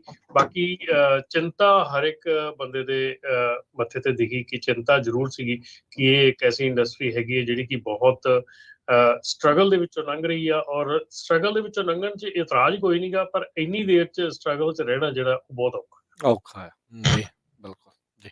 ਤੇ ਥੈਂਕ ਯੂ ਰਮਨ ਜੀ, ਬੜੀ ਮਿਹਰਬਾਨੀ, ਸ਼ੁਕਰੀਆ ਜਿਹੜਾ ਜੁੜਨ ਦੇ ਲਈ, ਇਹਨਾਂ ਖਬਰਾਂ ਬਾਰੇ, ਇਹਨਾਂ ਗੱਲਾਂ ਬਾਤਾਂ ਕੀਤੀਆਂ ਟਰੱਕਿੰਗ ਇੰਡਸਟਰੀ ਬਾਰੇ। ਮਿਲਦੇ ਹਾਂ ਜੀ ਨੈਕਸਟ ਵੀਕ, ਧੰਨਵਾਦ, ਸਤਿ ਸ਼੍ਰੀ ਅਕਾਲ ਜੀ। ਸਤਿ ਸ਼੍ਰੀ ਅਕਾਲ ਜੀ। ਤੇ ਰਾਜਕਰਨਵੀਰ ਸਿੰਘ ਜੀ, ਆਪਣੇ ਪ੍ਰੋਗਰਾਮ ਦੱਸਦੇ ਜਾਓ ਅਗਲੇ ਦਿਨ ਜੀ। ਉਸ ਤੋਂ ਪਹਿਲਾਂ ਆਪਣੇ ਜਿਹੜੇ ਫਿਰ ਇੱਕ ਵਾਰੀ ਜਿਹੜੇ ਸੁਣਨ ਵਾਲੇ ਦੇਖਣ ਵਾਲੇ ਉਹਨਾਂ ਸਰੋਤਿਆਂ ਦਰਸ਼ਕਾਂ ਨੂੰ ਦੱਸਦੇ ਜਾਈਏ, ਅੱਜ ਜਿਹੜਾ ਨਿਰਭਉ ਤੇ ਨਿਆਂ ਮਾਰਚ ਆ, ਉਹ ਗੁਰਦੁਆਰਾ ਸਾਹਿਬ ਗੁਰੂ ਨਾਨਕ ਪ੍ਰਕਾਸ਼ ਫਰੈਜ਼ਨੋ ਦਮਦਮੀ ਟਕਸਾਲ ਵਾਲਾ ਹੈ, ਉੱਥੇ ਪਹੁੰਚਣਾ ਹੈ। ਸੈਲਮਾ ਗੁਰੂ ਘਰ ਵਿਖੇ ਕੱਲ ਜਿਹੜੇ ਉੱਥੇ ਪਹੁੰਚੇ ਸੀਗੇ, ਜਿੱਥੇ ਸੰਗਤਾਂ ਆਈਆਂ ਦੀਵਾਨ ਸੱਜੇ, ਤੇ ਅੱਜ ਵੀ ਜਿਹੜੇ ਸ਼ਾਮ ਦੇ ਦੀਵਾਨ 5 ਵਜੇ ਗੁਰਦੁਆਰਾ ਸਾਹਿਬ ਗੁਰੂ ਨਾਨਕ ਪ੍ਰਕਾਸ਼ ਵਿਖੇ ਜਿਹੜੇ ਉਹ ਸੱਜਣਗੇ, ਤੇ ਰੋਜ਼ਾਨਾ ਤਕਰੀਬਨ ਸਵੇਰੇ 8 8:30 ਵਜੇ ਇਹ ਰਵਾਨਗੀ ਭਰਦੇ ਨੇ ਉਸੇ ਗੁਰੂ ਘਰ ਤੋਂ ਜਿੱਥੇ ਜਿਹੜੇ ਸ਼ਾਮ ਦੇ ਦੀਵਾਨ ਹੋਏ ਹੁੰਦੇ ਆ, ਅਗਲੇ ਜਿਹੜੇ ਉਹ ਪੜਾਅ ਵੱਲ ਨੂੰ।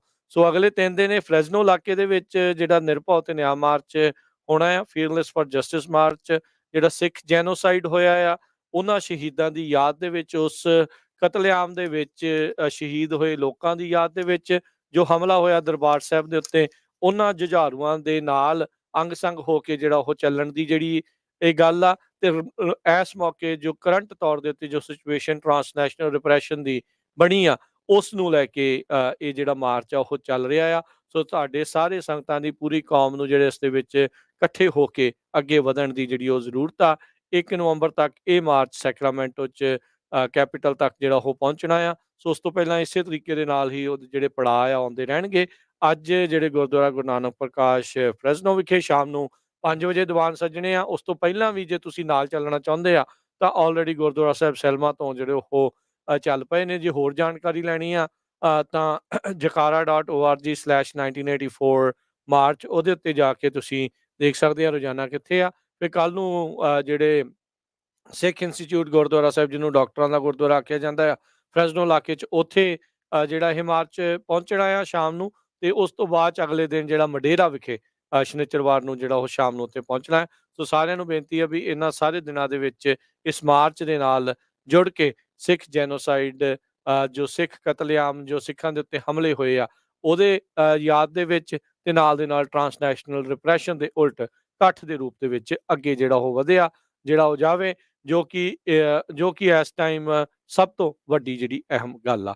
ਇਸ ਤੋਂ ਅਗਲਾ ਪ੍ਰੋਗਰਾਮ ਜਿਹੜਾ ਹਰਜੋਤ ਸਿੰਘ ਜੀ ਦੱਸਦੇ ਜਾਈਏ ਤਾਂ ਮਸੂਦ ਮੱਲੀ ਹੁਣੀ ਜਿਹੜਾ ਉਹ ਪੇਸ਼ ਕਰਨਗੇ 11:30 ਵਜੇ ਤੱਕ, ਤੇ ਫਿਰ 11:30 ਤੋਂ ਲੈ ਕੇ 1 ਵਜੇ ਤੱਕ ਪ੍ਰੋਗਰਾਮ ਨਜ਼ਰੀਆ, ਤੇ 1 ਤੋਂ 2 ਵਜੇ ਦੇ ਵਿੱਚ ਕੁਝ ਗੱਲਾਂ ਕੁਝ ਗੀਤ, 2 ਤੋਂ 2:30 ਵਜੇ ਦੇ ਵਿੱਚ ਜਿਹੜਾ ਪ੍ਰੋਗਰਾਮ ਜਿਹੜਾ ਮਨਦੀਪ ਪੂਨੀਆ ਦੇ ਨਾਲ ਬਿਯੋਂਡ ਦਾ ਹੈਡਲਾਈਨ, ਤੇ 2:30 ਤੋਂ 3 ਵਜੇ ਦੇ ਵਿੱਚ ਸਿਹਤ ਸੰਭਾਲ ਦਾ ਅੱਜ ਪ੍ਰੋਗਰਾਮ ਵੀਰਵਾਰ ਨੂੰ ਜਗਬੀਰ ਸਿੰਘ ਜੀ ਦੇ ਨਾਲ, 3 ਤੋਂ 4 ਸਾਂਝੀ ਸਾਥ, 4 ਤੋਂ ਲੈ ਕੇ ਤੇ ਫਿਰ 5:30 ਵਜੇ ਤੱਕ ਪ੍ਰੋਗਰਾਮ ਇਤਿਹਾਸ ਦੇ ਝਰੋਖੇ 'ਚੋਂ, ਤੇ 5:40 ਦੇ ਉੱਤੇ ਅਪਡੇਟ ਕੈਲੀਫੋਰਨੀਆ, 6 ਤੋਂ 8 ਗੁਰਬਾਣੀ ਦੇ ਸ਼ਾਮ ਦੇ ਦੀਵਾਨ ਜਿਹੜੇ ਉਹ ਸਰਵਣ ਕਰੂੰਗੇ, ਤੇ 8 ਵਜੇ ਤੋਂ ਬਾਅਦ 'ਚ ਦੀਪਕ ਸ਼ਰਮਾ ਚਨਾਰਥਲ ਹੋਣਾ ਦੇ ਨਾਲ ਪ੍ਰੋਗਰਾਮ ਜਿਹੜਾ ਆ ਉਹ ਖਬਰ ਤੇ ਨਜ਼ਰ ਪੇਸ਼ ਕੀਤਾ ਜਾਊਗਾ। ਨਾਲ ਹੀ ਦੱਸ ਜਾਈਏ ਗੁਰਦੁਆਰਾ ਸਾਹਿਬ ਟੈਰਾਬਿਊਨਾ ਯੂਬਾ ਸਿਟੀ, ਜਿੱਥੇ 45ਵਾਂ ਮਹਾਨ ਨਗਰ ਕੀਰਤਨ ਇਸ ਸਾਲ ਸਜਾਇਆ ਜਾਣਾ ਹੈ 3 ਨਵੰਬਰ ਦੇ ਦਿਨ। ਉਸ ਤੋਂ ਪਹਿਲਾਂ ਜਿਹੜੀ ਉੱਥੇ ਕਵਰੇਜ ਆ ਉਹ ਜਲਦ ਹੀ 1-2 ਦਿਨ ਦੇ ਵਿੱਚ ਜਿਹੜੀ ਸ਼ੁਰੂ ਹੋਣ ਜਾ ਰਹੀ ਆ। ਤੁਸੀਂ ਪੰਜਾਬੀ ਰੇਡੀਓ USA ਦੇ YouTube ਚੈਨਲ ਦੇ ਨਾਲ ਜੁੜ ਜਾਓ। ਉੱਥੋਂ ਜਿਹੜੀ ਅੰਦਰ ਦੇ ਜਿਹੜੇ ਸਾਰੇ ਸਮਾਗਮਾਂ ਦਾ ਸਿੱਧਾ ਪ੍ਰਸਾਰਣ ਉੱਤੇ ਜਿਹੜਾ ਲਾਈਵ ਵੀਡੀਓ ਦੇ ਰੂਪ ਦੇ ਵਿੱਚ, ਤੇ ਪੰਜਾਬੀ ਰੇਡੀਓ USA ਦੇ 14 ਸਟੇਸ਼ਨਸ ਆ, AM FM ਸਟੇਸ਼ਨਸ ਆ, ਉਸ ਦੇ ਉੱਤੇ ਸ਼ਾਮ ਦੇ ਦੀਵਾਨਾਂ ਦੇ ਜਿਹੜੇ ਸਮਾਗਮ ਆ ਉਹ ਜਲਦ ਹੀ ਜਿਹੜੇ ਉਹ ਸ਼ੁਰੂ ਹੋਣ ਜਾ ਰਹੇ ਆ। ਸੋ ਉਹ ਪਹਿਲਾਂ ਹੀ ਆਪਣੇ ਦੋਸਤਾਂ ਮਿੱਤਰਾਂ ਸੱਜਣਾ ਦੇ ਨਾਲ ਜਿਹੜਾ ਆ ਉਹ ਸ਼ੇਅਰ ਕਰੋ।